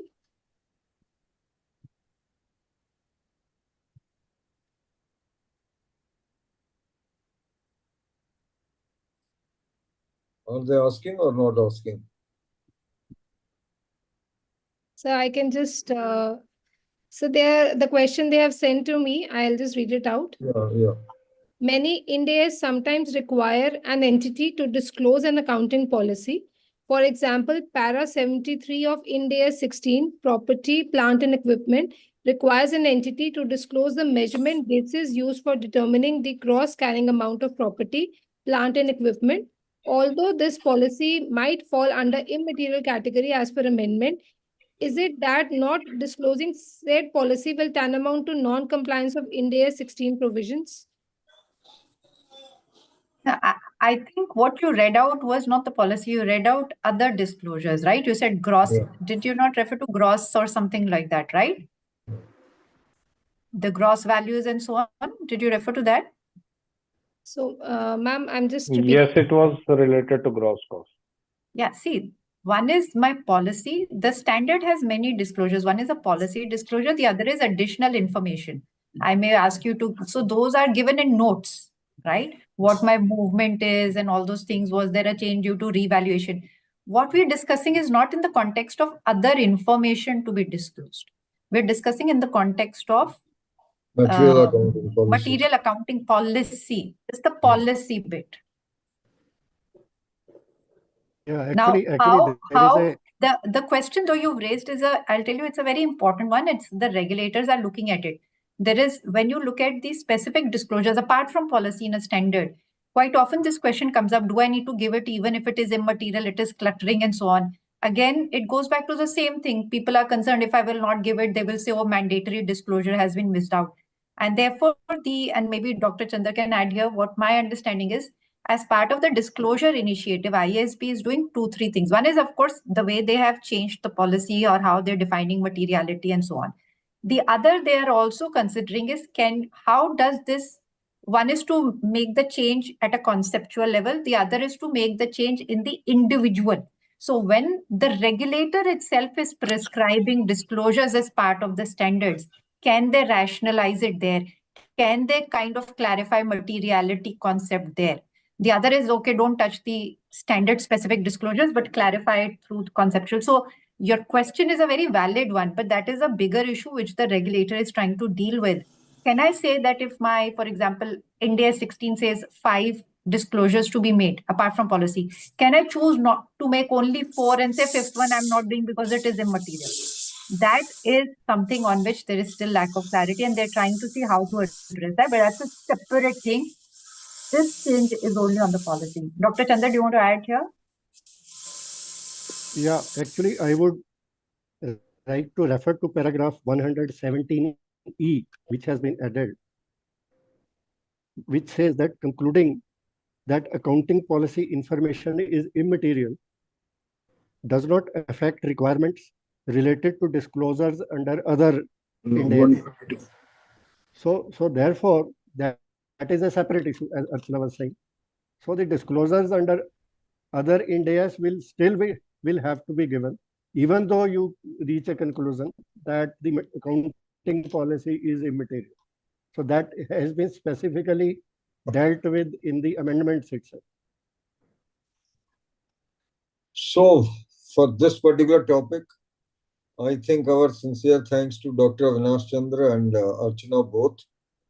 And I thought that Avinash ji told me that probably audit trail he may not be too keen to participate. So he has to be given a vote of thanks. So thank you very much, Avinash ji, for acceding to our request at a very, very short notice, but making it a wonderful evening today for each one of us with all the kind of deliberations that you have done. So thanks a lot. God bless you. Thank And you. It was my pleasure also. Continue to guide the profession. Thank you. Thank you. I would like to leave and thank you everyone. Good evening. Thank you. Thank you, sir.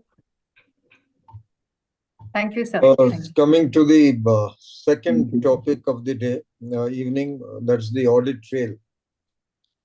We all know that audit trail has been made mandatory.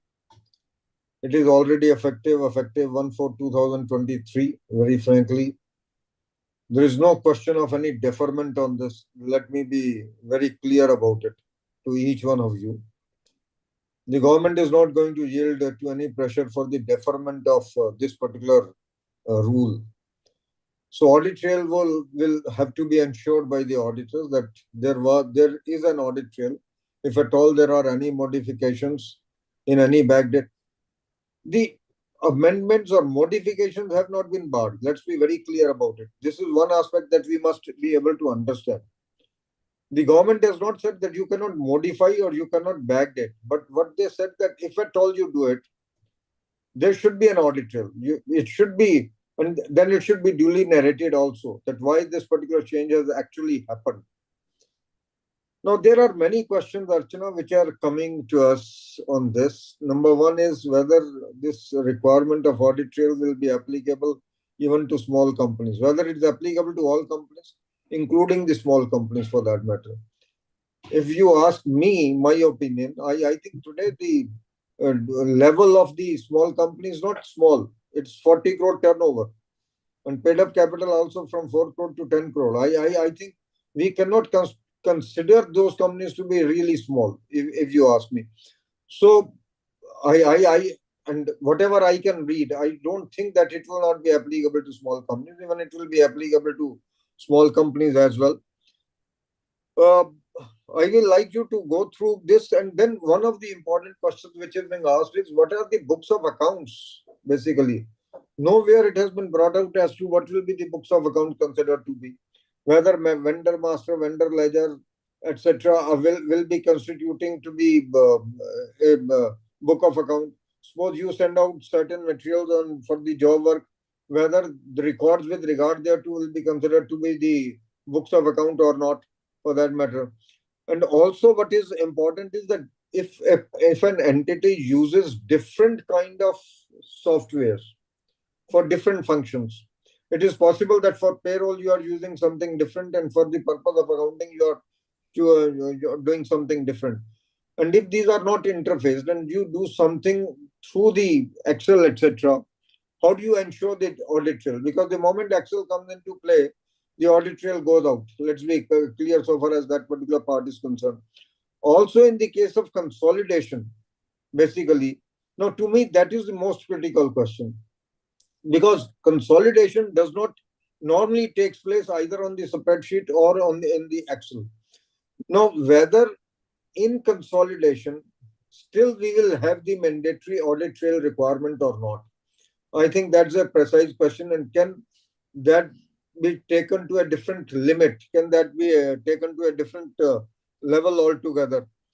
And then one of the questions which is coming in is that in the case of the foreign companies, the holding company uses different software.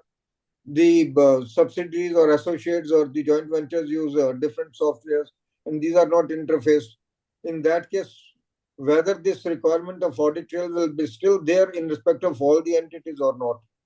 So these are the questions to begin with. Probably there could be certain other questions to be asked by the others. But these are the issues which have been raised before us.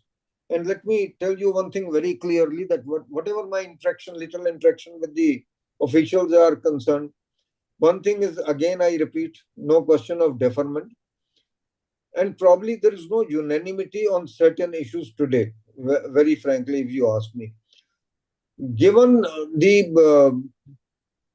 if at all I were in power in the government, I would have said that nobody will be able to create a software where you can disable the audit trail. I think that would have done away with any kind of problem. Why should we have a kind of system in which you can disable a audit trail? So that would not have been an issue. But today that's not the case. In most of the software, you can disable it. Of course, and the requirement is that even if you switch it off for a few minutes, the auditor will have to find out whether it was disabled at any point of time or not. I think that's too big and too much of an onerous task to be performed by the auditors. But the auditors can't feel shy of it, very, very frankly, so far as that part is concerned. So this is something which you need to address, Archana. Now, Avinashji is not there, and of course, most of the people who are there who have joined this particular program are tech savvy. I may not be tech savvy, but most of them are tech savvy. They want certain answers to these issues, and of course, there could be certain issues which are with them. So, what I'll try and do, actually, if you ask me, the implementation guide has been updated by ICI and issued recently. And it's a very good guide in the sense that it took time for it to come out, I understand, because they did take into account most of they've made an attempt to address most of the implementation issues. So I'll try, and some bit of it, what I'm going to share may not be very new in the sense, because the guidance, the implementation guide addresses it.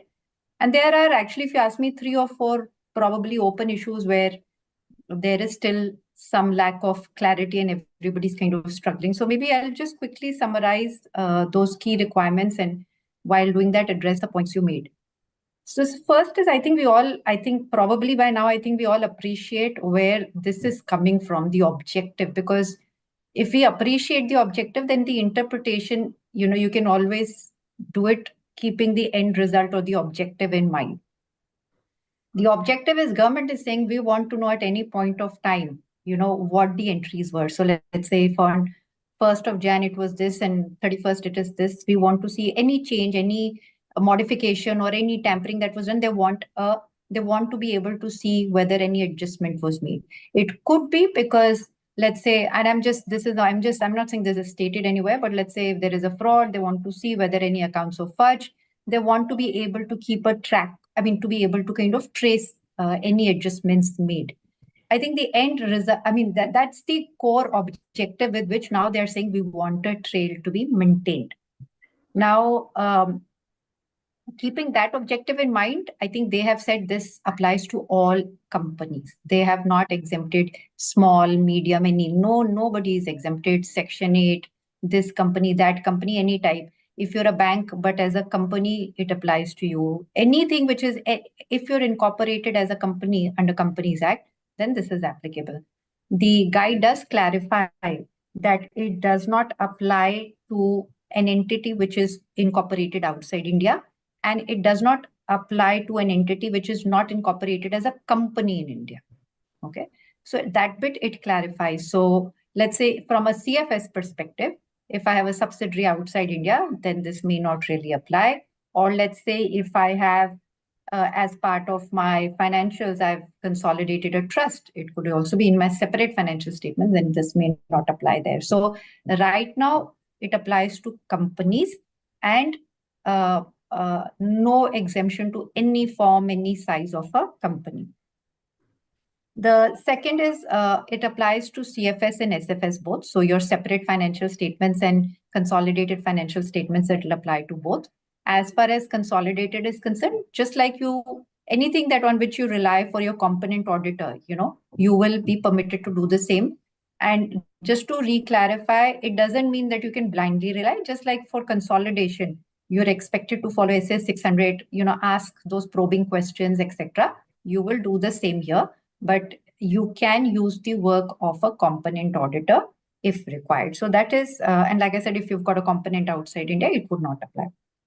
Now, the big thing, I think the big issue is, I think everybody, the basic thing is your software has to have an audit trail. It should work at all points of time. It should not have been tampered. It should not have been disabled. And the third bit is that you should have preserved the records. So 3 things: trail, preserved, and not altered. And when I say trail, it should be at all points of time. These are the 3 things that the reporting is also asking you to look at. The big question, if you ask me, is what is this trail required on? Okay.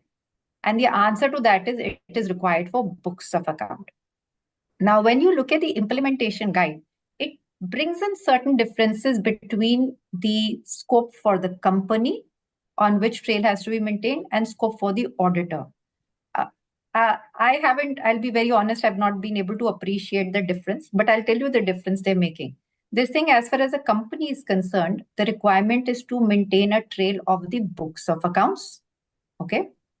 Software used for the books of account. Whereas when it comes to the auditor, they are saying the wording is that the auditor needs to comment on all transactions in the software. So they're making a distinction that when you look at the company's responsibility, there is reference to software for books of accounts, whereas for auditor, it is all transaction in software. So as if the scope for the auditor is larger. Okay. So that, I think, of course, we'll need to kind of test it as and when we apply it. But for me, like, starting point itself is books of account. So what is books of account? And that is what even Sir referred to. I don't think this rule or reporting on the rule is trying to bring out a new definition. What is books of accounts is what is books of accounts as per the Companies Act, right? And I will first test, I'm not going to bring in a new definition here. If I look at the Companies Act, it has a very simplistic definition. It says something that the records that you maintain for your purchase and for your assets and liabilities, for your income and expenses, that is what books of accounts is. It's a very, very broader or a very simplistic definition in that sense. And you will need to apply it to say, using that Companies Act definition, what all records is my company or the client company maintaining that would fit here. So for example, let's say fixed asset register prepared as per CARO, wherein I have 5 other information apart from the cost of purchase or whatever. Now, is it part of books of account? It is not part of books of accounts. One could argue my main software captures the purchase and sale of fixed assets. This I'm maintaining more as a regulatory compliance. Here, the implementation guide has given a very good answer. They are saying if this is totally a separate one, you are maintaining a register with additional information than what would have been expected in books of accounts, and it is delinked, fine, don't cover. But if there is a linkage, your fixed asset register, you enter the cost there, and that cost becomes the input to my main software. There is a linkage, then you cannot delink. So the bigger point which is coming out of this, and also, sorry, if I can just take one more point and I'll combine the two, the point that Sir made, what if different types of softwares? So they're saying it doesn't matter whether you're maintaining everything in one software or whether you've divided it in 5 softwares. I can have one software for everything, or I can have a separate for payroll. I can have a separate for fixed asset, and then I combine everything rolls into a common one. They're saying as long as it is books of accounts, whether one software or peripheral software is linked to the main, doesn't matter. Audit trail needs to be maintained. That's the basic message I have understood. So anything which is an input into your books of account, which would, you're saying, if you say this is my books of accounts, howsoever it is maintained, that would get covered. When I say howsoever it is maintained, I mean in software form, not manual, right? Whether it is in separate peripheral systems or whether it is in the same main SAP, irrespective. So that is where it would be. So questions which usually come up is, like I said, my peripheral software. Payroll is a separate software. Do I need to have trail? Answer is probably yes, because if what is being computed by the payroll software is an entry into my main software, if it is feeding into that, then of course you will. The second bit which comes is that what about databases? So, or let's say I have a vendor database, I have a customer database. Are they also part of my books of account? Again, here it would depend. If I have, let's say, a list of my vendors and customers, which is just a list, it doesn't really impact my accounting. It's a different thing. But let's say when I'm raising an invoice or maybe an order, my invoice is linked to my customer database. My invoice picks up, rather than putting anything there, my invoice picks up information from the customer database in terms of maybe the credit period or anything else or whatever it is, then you will not be able to let go or say, I will not have a trail for these databases. So the point, again, going back to the main thing, is that anything which is an input, if it is linked to what your books of, what will get into your books of accounts, cover it by audit trail. So databases, your peripheral systems, if these are all feeding into your books of account, they are linked, then you would need to have an audit trail for all of these. There's a very good question that the implementation guide also has on purchase orders or sale orders. Again, they are saying, see, when you are raising an invoice, are you keying in the terms separately, or is it picking it up from the order itself? So they're again looking at a linkage, something which is totally separate, not integrated with my main books of accounts. You can ignore it. So in that context, if you see, it will have a much wider scope. When I say wider, in the sense in terms of covering these databases and peripheral, intention is not to change the definition of what is books of account. Okay, but whether books of accounts are maintained in a peripheral system or whatsoever, it will get covered. The next bit which comes in terms of books of accounts is, what if I'm not having my own ERP? What if I'm using a cloud? Okay, I'm storing it somewhere else. Or what if I'm storing it outside India? I'm using the software of my parent. It's a centralized software. Doesn't matter. It has to be maintained. So let's say if you're using cloud, then you need to ensure that the cloud service provider has the requisite measures in place to have this trail. Similarly, let's say if you're using a centralized software which is outside India, that software will need to be able to give you an audit trail. And in fact, you will need to have that backup. In fact, forget just the audit trail. If you recollect, there is a separate requirement on books of accounts which says your backup of books of accounts have to be maintained in a server in India. So anyway, just like you will take the backup of books of accounts, the backup of the audit trail will also have to be taken and maintained in India. Okay, so that's as far as the scope is concerned. The next bit is that what trail do I maintain? So the guide clarifies that the trail will be what changes were made, when those changes were made, and who made those changes. What, when, and who. And then it also clarifies that the trail has to be maintained throughout. You can't say, oh, I had there was a technical glitch for 10 days, it didn't work, right? Even if it doesn't work for a few hours, it'll lead to a modified reporting. And linked to it's a separate question, but the guide also considers a question on materiality. So if you've got an exception, this is a factual reporting. So any exception, you can't apply materiality. You can't say, oh, out of 365 days, it just didn't work for 1 day or maybe 5 hours. It doesn't matter. You will need to report it. Of course, when you're doing your testing, of course, when you're doing your sample selection, that will have the concept of materiality. That is another thing. I'm not on the procedures, but I'm talking about more on the reporting. Any exception, irrespective of materiality, would have to come in. And then, like I said, the preservation has to be done for 8 years. I'll come to that. I think first year is not that big as a concern in terms of preservation. So like I said, cloud, whether it is outside India, howsoever, wherever this is being maintained, you will need to make sure that you have the audit trail.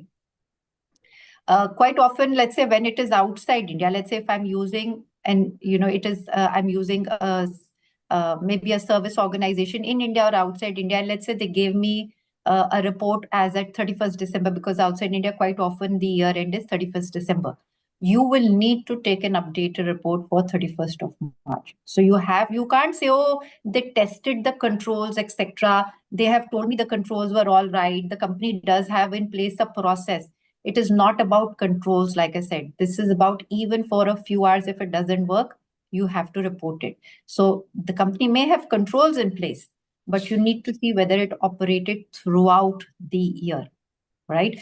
And this actually takes me to the next point, that there is a distinction between internal financial controls versus reporting on audit trail. There could be some bit of an overlap, but these are two separate reportings. I could have a situation that if audit trail is not maintained, it has an impact on my IFC, but not necessarily vice versa.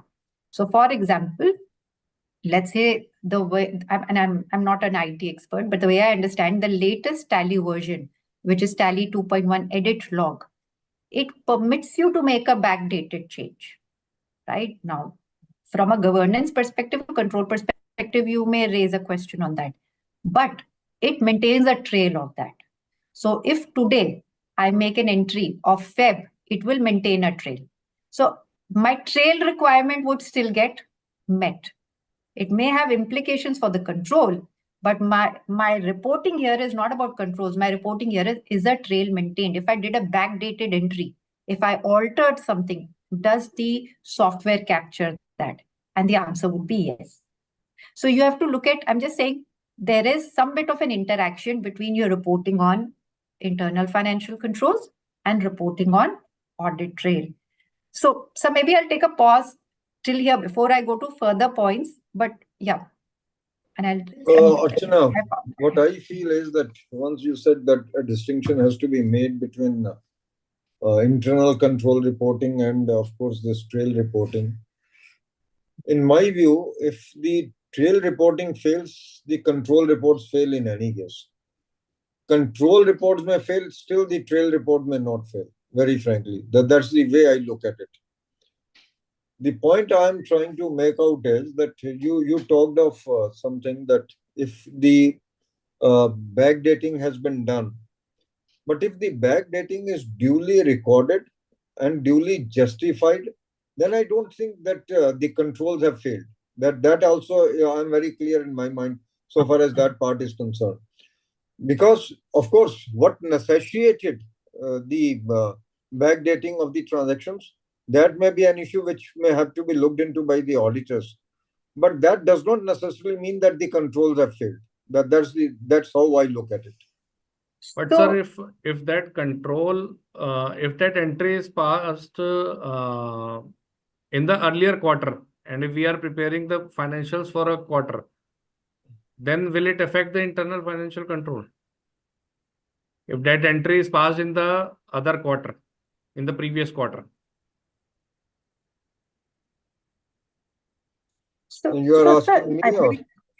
I think he's asking you, sir, but the point before you answer, sir, I totally agree. I think maybe I didn't bring it out clearly. I made the same point that if backdating is done, but it is maintained, I'm not necessarily saying that if you do a backdating, controls necessarily. I'm saying you have a separate consideration.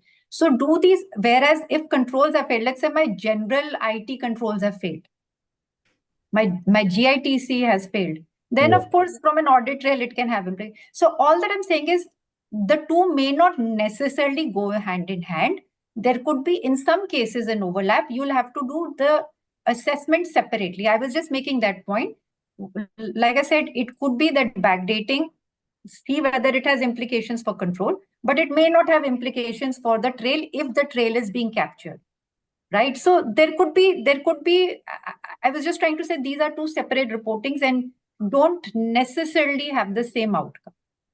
But my one question, Archana, is you talked of that if purchase orders are maintained in a different software, which is not interfaced, and you don't want to consider those as books of accounts because there is no automated data which is being driven out of it.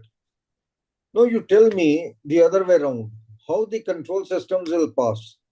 In that case, to my mind, the control system should not pass. Because if the purchase orders are maintained differently, the purchases are being recorded differently, I cannot correlate the purchase orders with the purchases for that matter, which is very difficult to be So done. you're absolutely right, sir. Number one, the control systems fail, the control fails. And number two, to my mind, what kind of audit trail I will be able to check there? It will be insufficient. Suppose there is a change in the schedule, basically in the purchase order there, which I am unable to trace in the main data itself, basically, that why it has happened. How I will be able to track it? I don't think I can track it. So if why I it can should not be considered as a book of account, I don't know. So okay, maybe I'll try and answer that. One is for the reasons that you mentioned. An outcome like this may not be very common. I was just trying to take a theoretical, just to give an example that it can happen. I tell you, Archana, in industry, it is quite common where these are maintained separately. It is not that it is uncommon. Okay. So my only sense was that, let's say if there is an integration. So like I said, I don't want to comment on the IFC bit. I'm more on the trail. The trail is required for my books of account. But let's say it could be they are not linked, sir, on an automated basis. But to come to your control point, maybe I have a manual control which somehow looks at the two. So while I have my a purchase order separate in a separate software which is not linked to my books. But let's say there could be some other control process which I have through which the two are reconciled, but it's not an auto feed. So you can have necessarily measures to make sure that there is no lapse, in the sense there is no gap between the two, but these may not be auto fed. Now, there is also, sir, to your point, and you'll be better placed to answer, why should this not be considered as books of accounts? I think the law uses two terms. One is books of accounts and the other is books of accounts and books, and it uses the other term is books and papers. So whether probably what you're saying would fall under books and papers, but probably not under books of. So the law itself is also making a distinction between the two, right? Controls is a separate assessment. It could be I have some way of making sure that there is the two are going hand in hand, but they may not be automated. If they're not automated, the invoice or the purchase order, could be part of books and papers, but not books of accounts. So that's where even the guide says that you would need to exercise some judgment. There is no one answer to it that even the guide gives. It says you look at how the operate or how the process is structured and apply judgment there. Anyone else?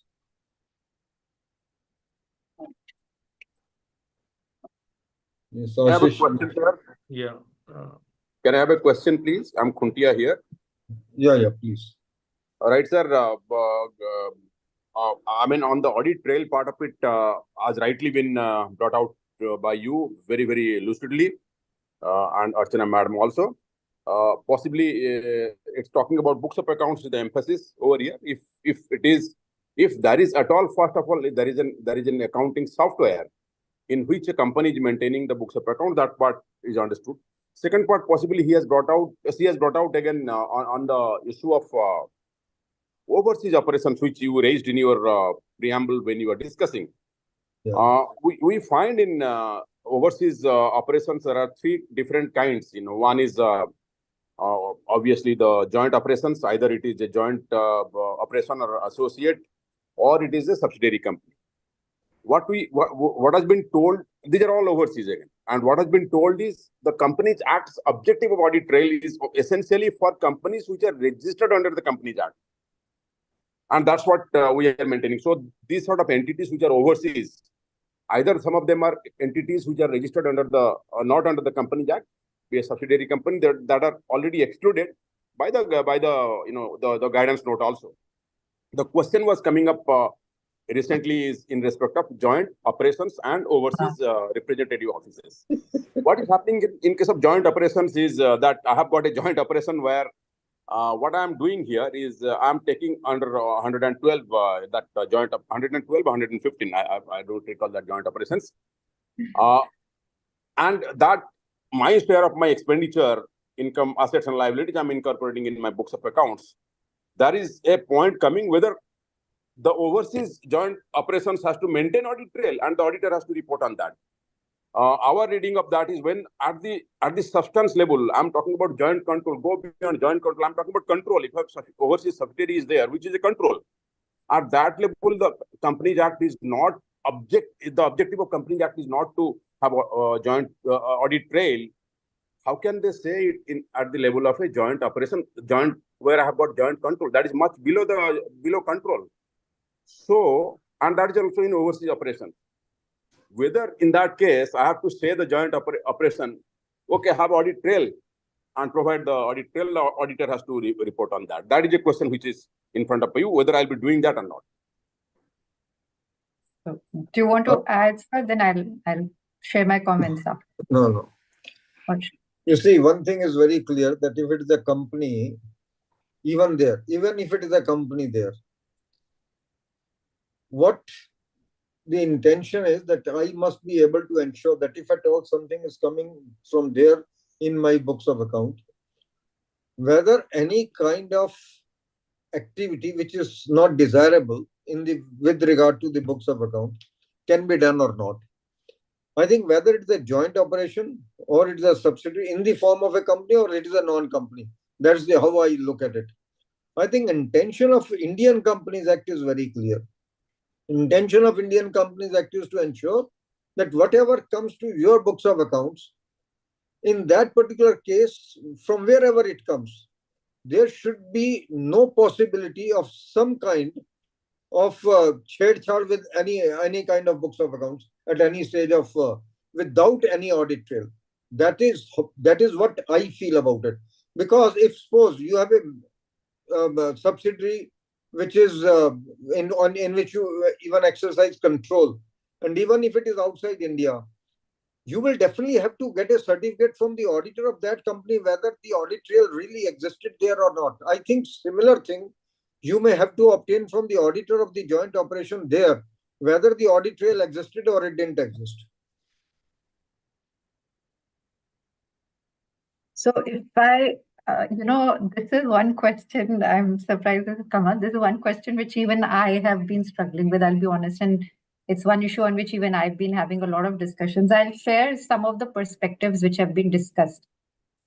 See, one is the difference while Geo takes a different tone is that, if you look at it, you do proportionate consolidation for a Geo even in your separate financial statements, right?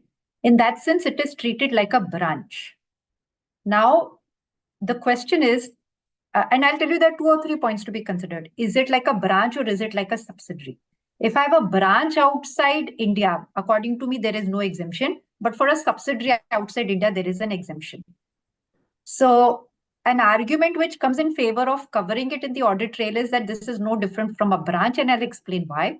An argument against this is that this is like a subsidiary outside India, so don't apply.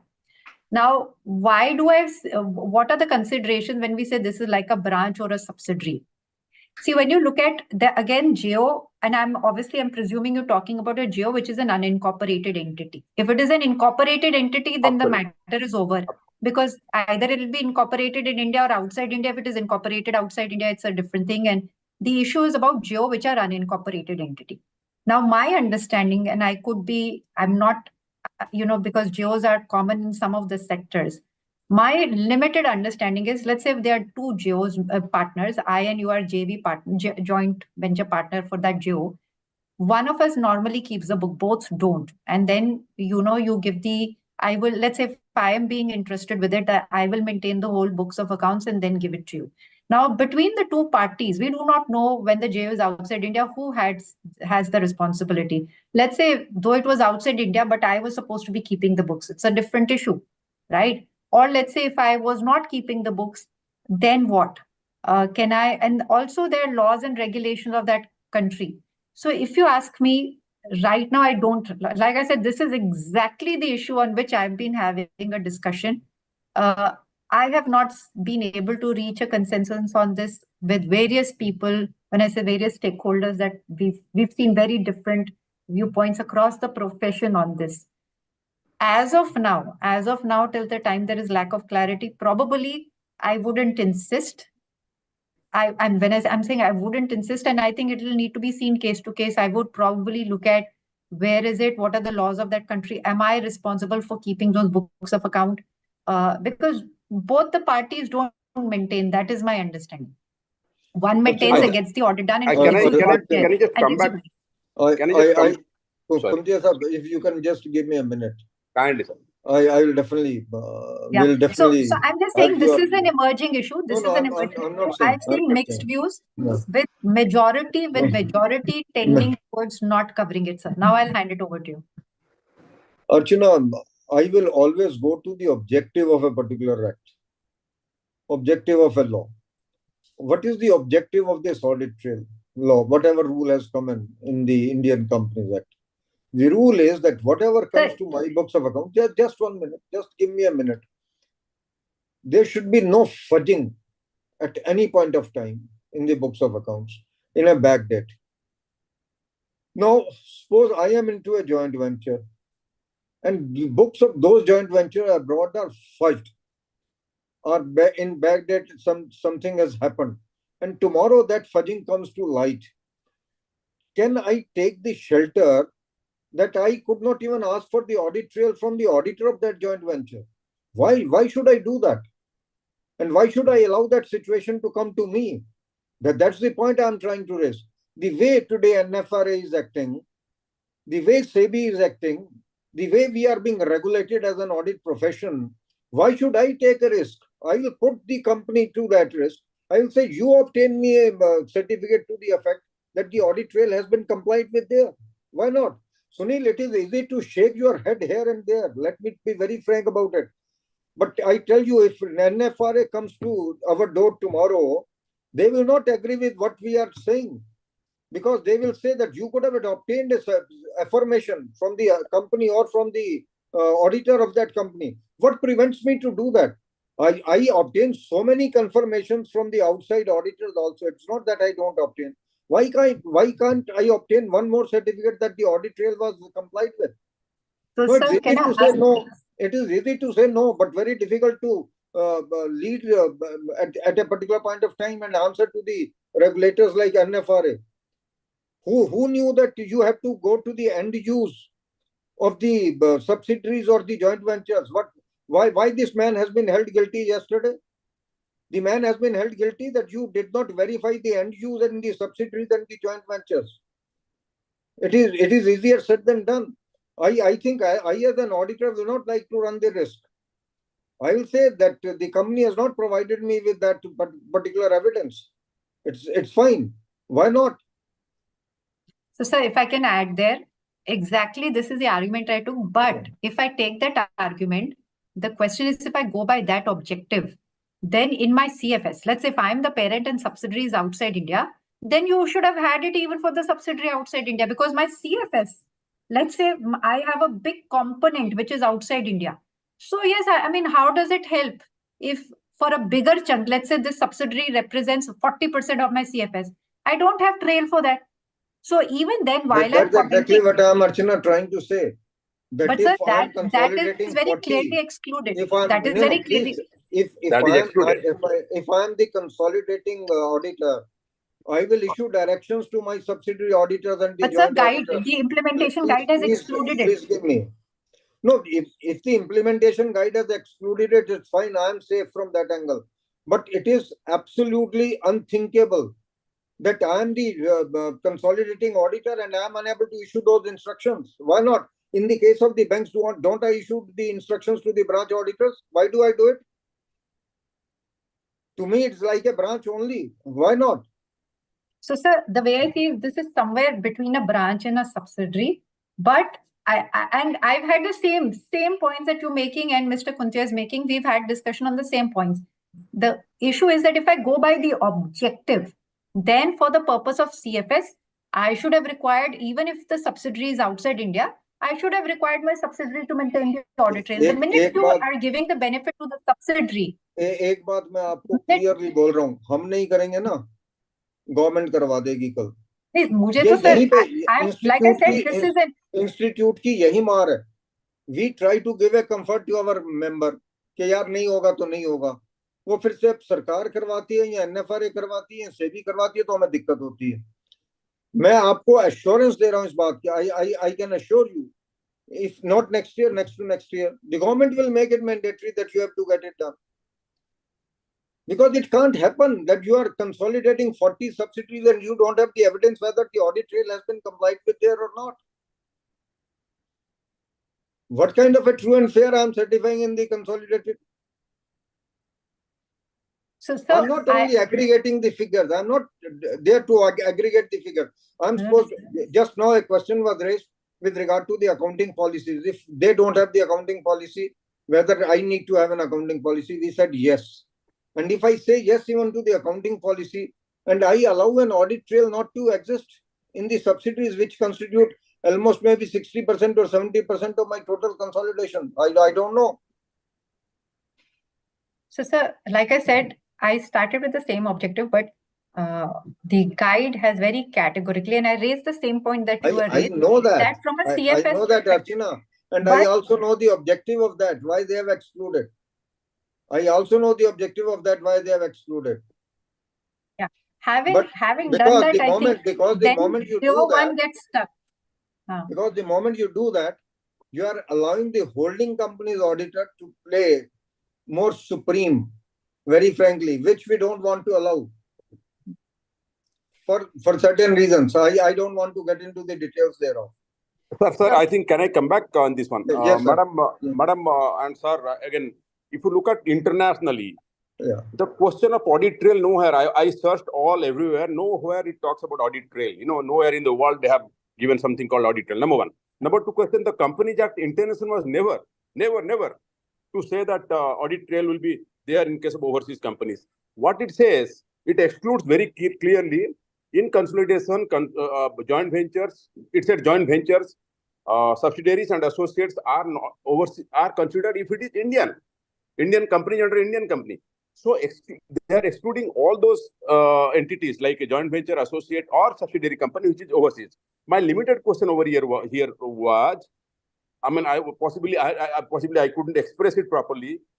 In case of a joint operation, which I mean, I can again, sir, you know that in oil and gas, what we do. Yes, sir.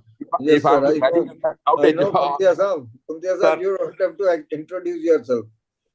Sir, if I'm looking at a joint operation carried out in Venezuela, where ExxonMobil is there are 4 or 5 other companies, and I have got 20% share in that. As Madam says, the books of accounts are maintained in Venezuela. What essentially I am doing, as per the joint venture agreement, joint operations agreement, ExxonMobil is maintaining the books of accounts. If I go and ask ExxonMobil, you have the audit trail, he says, get out, I'm not going to do this. Number one. Number two question, what is the definition of books of accounts? That I leave it whether ExxonMobil is not doing or not. My question here is, what is my books of accounts? If you look at paragraph 25D of the the guidance note, it very clearly says books of accounts is the ERP package which I am using for the purpose of recording my transactions. And when I'm doing that, even they are excluding, suppose say an Excel sheet I'm using for calculating depletion or depreciation. It says if it is not directly an the word they are using auto feeding, that Excel sheet is not part of my books of accounts. If the Excel sheet is not my books of accounts, I'm talking about in Venezuela, I'm having a joint operations where ExxonMobil is the operator. He is maintaining the books of accounts, giving me the monthly expenditure statement, and I'm taking 20% based on an Excel sheet. Even that Excel sheet also is not books of accounts. But what I normally do, sir, I take the entire JIB for the operation in Venezuela, and out of that 20% of my share, I incorporate on line-by-line basis. So, can I say the books of the Venezuela books of accounts maintained by ExxonMobil is my books of accounts? That is the limited question. No, the point, Kuntia Sahab, is the moment I say, we talk of, I think we had a discussion with Archana earlier also. Whenever we talk of the Excel sheet will fail the audit trail all the time. It cannot pass the test of the audit trail in any case. So I don't want to get into the details because I think I have already given my viewpoint on this. When I talk to the government officials with regard to this audit trail for the joint ventures or for subsidiaries, their answer was absolutely different. Their answer was, how can you say that internationally the audit trail is not required? They said, do you want to say that the auditors abroad do not ensure that there is an audit trail? That is what exactly I have been told 3 days back. So that is precisely my question. If the government officials feel that there has to be an audit trail and I want to know, Archana, even otherwise, do the bigger firms fail to comply with the audit trails outside? And still they can go on saying that the control systems exist in the organization? How can it happen? I think, sir, like I said, there is IFC, what is IFC and what is audit trail? There is not a complete overlap.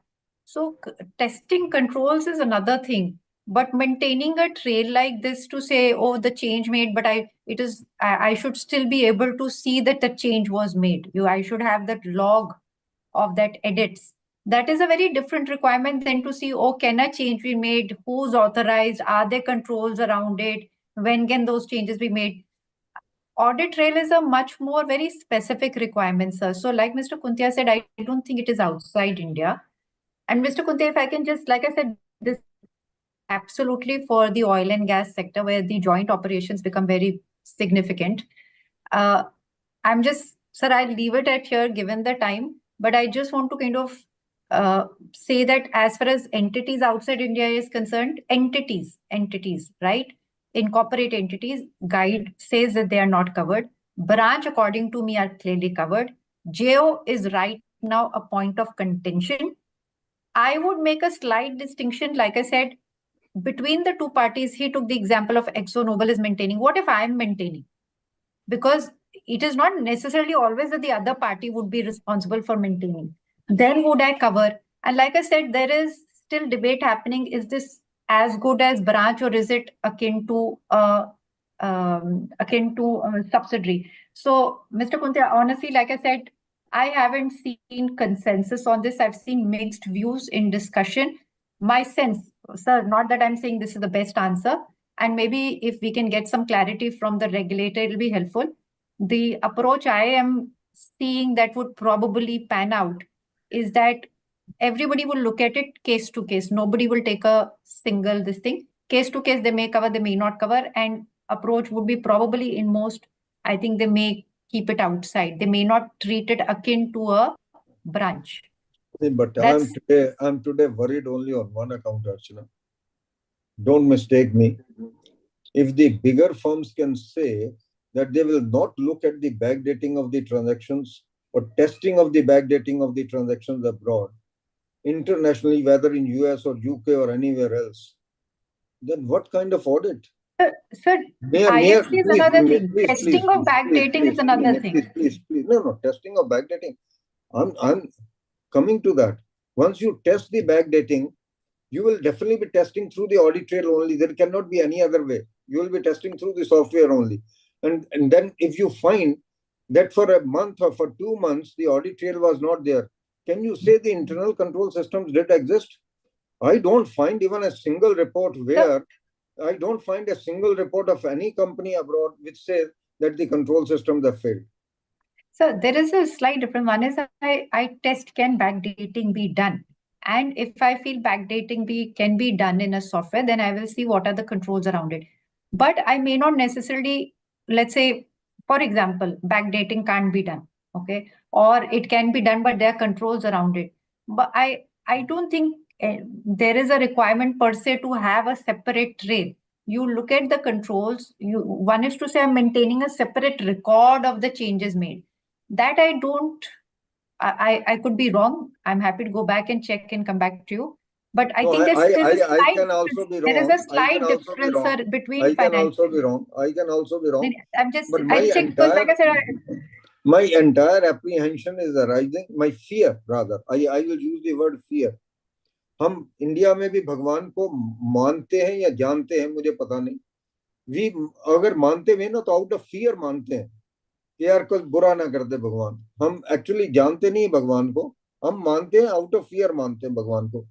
वैसे ही आज की date में जब NFRA आ गया या सेबी ने अपना rule tight किया, मुझे फियर सिर्फ ऑडिटिंग प्रोफेशन का है, मुझे और किसी का फियर नहीं है कि how will the auditing profession B looked at tomorrow, that they could not even do this. So, sir, when That I is- said that in is the the only beginning, there point. are still 3 or 4 open issues. Actually, this is one of them. So, if you ask me, spreadsheets, Yeah, absolutely fine. this is JO, and I think I did mention to you earlier also. I think JO spreadsheets are 3 or 4 open issues, sir, which and some would require judgment, like I said, those peripheral systems, those your purchase orders, etc. Those would require some judgment. But I think on spreadsheet, on JO, and one more point, there are 3 points which, if you ask me, there is still lack of clarity. What I'll quickly do, sir, because it's going to be 7:30, I will quickly first, while everyone may have read the guide, I will quickly just highlight some of the guidance, that the simpler ones, and then come to 3 or 4 main points. First is that they have said that the audit trail is required. Even you need to do your work, even if you say, "Oh, I believe my software does not permit any modification," but you need to kind of still check and kind of do all your process around it. I did mention if there are technical glitches, you can't say, "Oh, there was a technical glitch for some time and I didn't maintain it."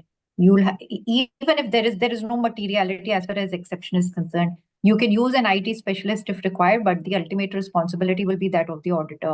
Service organization report, I've already said that if you take a service organization report, it was dated or covered period till December, then please take an updated report for March.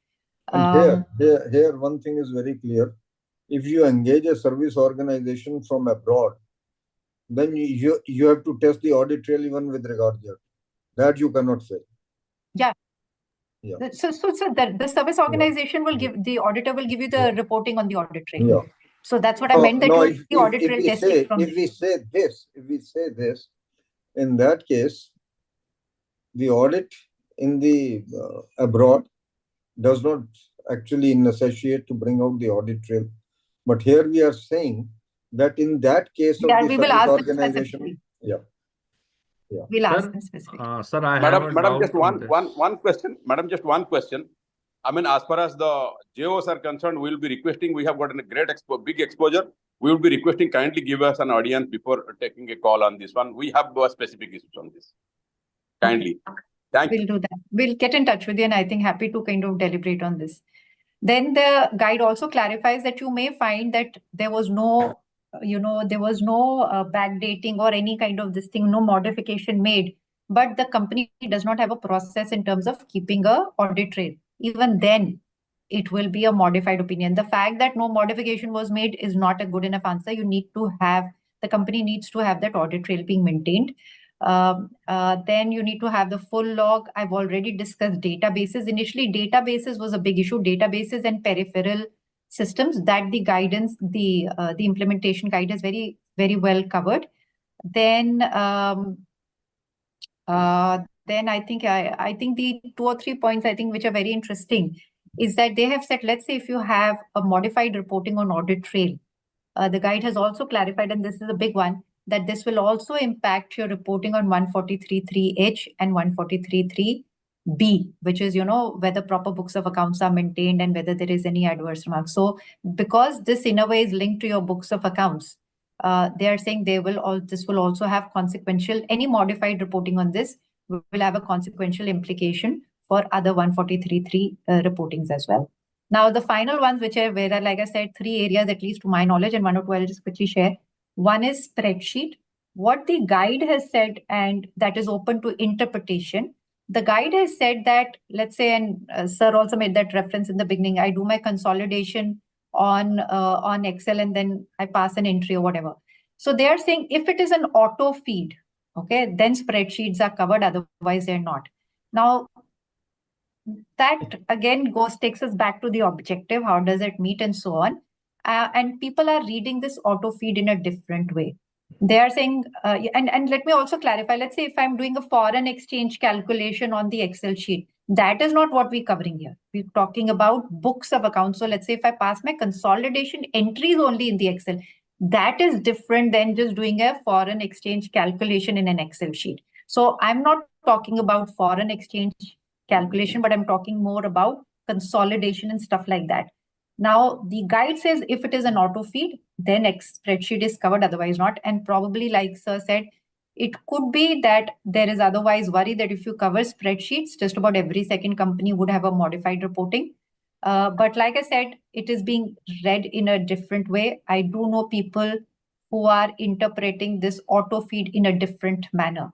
They are saying auto feed does not necessarily mean there has to be, electronic connectivity, as long as calculation is being done and that entry is being passed, and this Excel sheet becomes your main consolidated books for your consolidated financial statements, they may cover. So there are people who are reading it like that also. So spreadsheet, there is still lack of clarity. JO, the third bit wherein still lack of clarity is that if you look at some of the softwares, when I said audit trail needs to be maintained, we said audit trail should have what change made, when was it made, and who made the change. So in some of these softwares, for example, in the Tally 2.1 edit log, what at least I've been explained by the IT specialist is that when you see who has made the change, it may not be Mr. A or Miss B or whatever. It could be a functional ID. Okay, and anybody who has access to that functional ID can make the change. So there are mixed views whether a functional ID would meet the criteria or does it need to be a specified individual. So these are, I think, three which I'm aware of. I'll tell you, give me one more second. Then I think then there is also an issue of what I understand. I'm not very good with this, I'll be honest, but there is also an issue of privilege access management. So what happens is that certain identified people are given privileged access to make changes to the software, and then there is no control on that. So that, by logic, if you think about it, it should fail. But I just do know that there are discussions happening around it. So I'm just sharing that because till the time the report don't really come out, some bit we don't have the experience right now.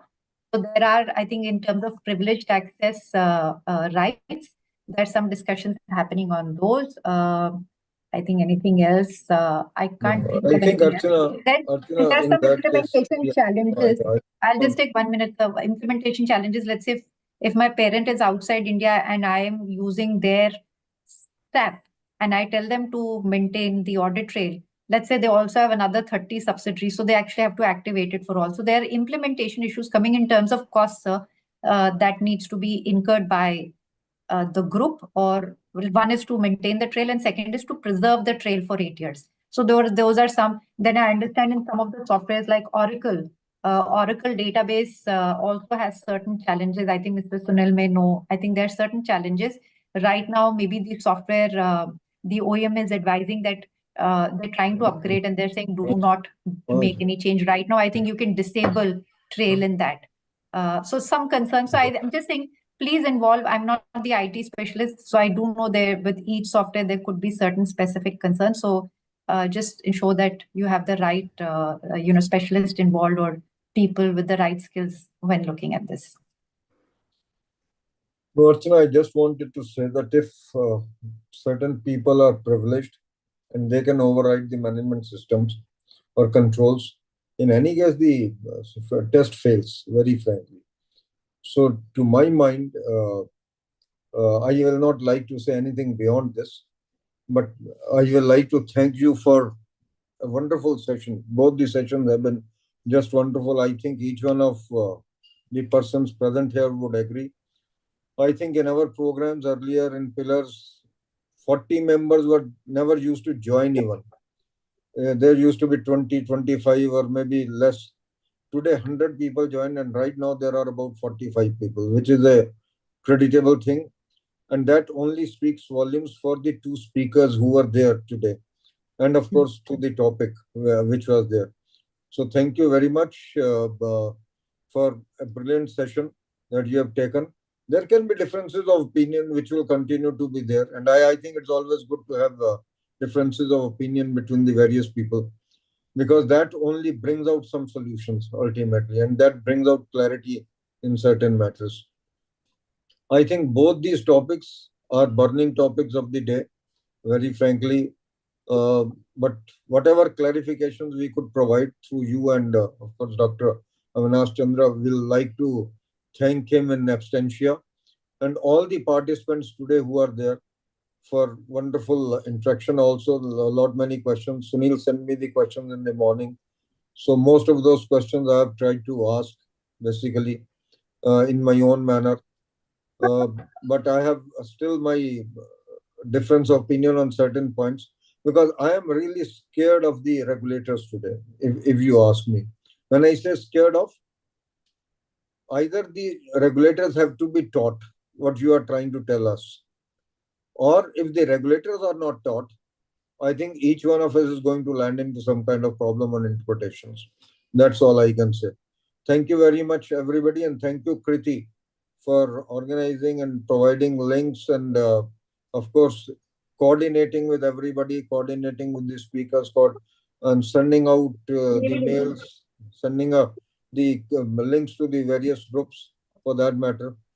And God bless you all. God bless you all. Thank you. Thank you, sir. Thank you. Thank you, Kriti. Thank you, sir. It is 2.5, more than 2.5 hours that we have talked. More than Thank that, you, sir. Kriti. Thanks a lot, sir. Thank you. Thank you. Thank Bye. you all. Bye. Thank you so much, sir. Bye. Thank you, sir.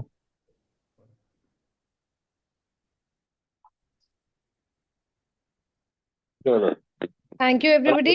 I'll be just ending the session. Thank you so much for joining in, and thank you for the patience. Thank you, Thank you, ma'am. Thank Kriti. you. Thank you, Putraji.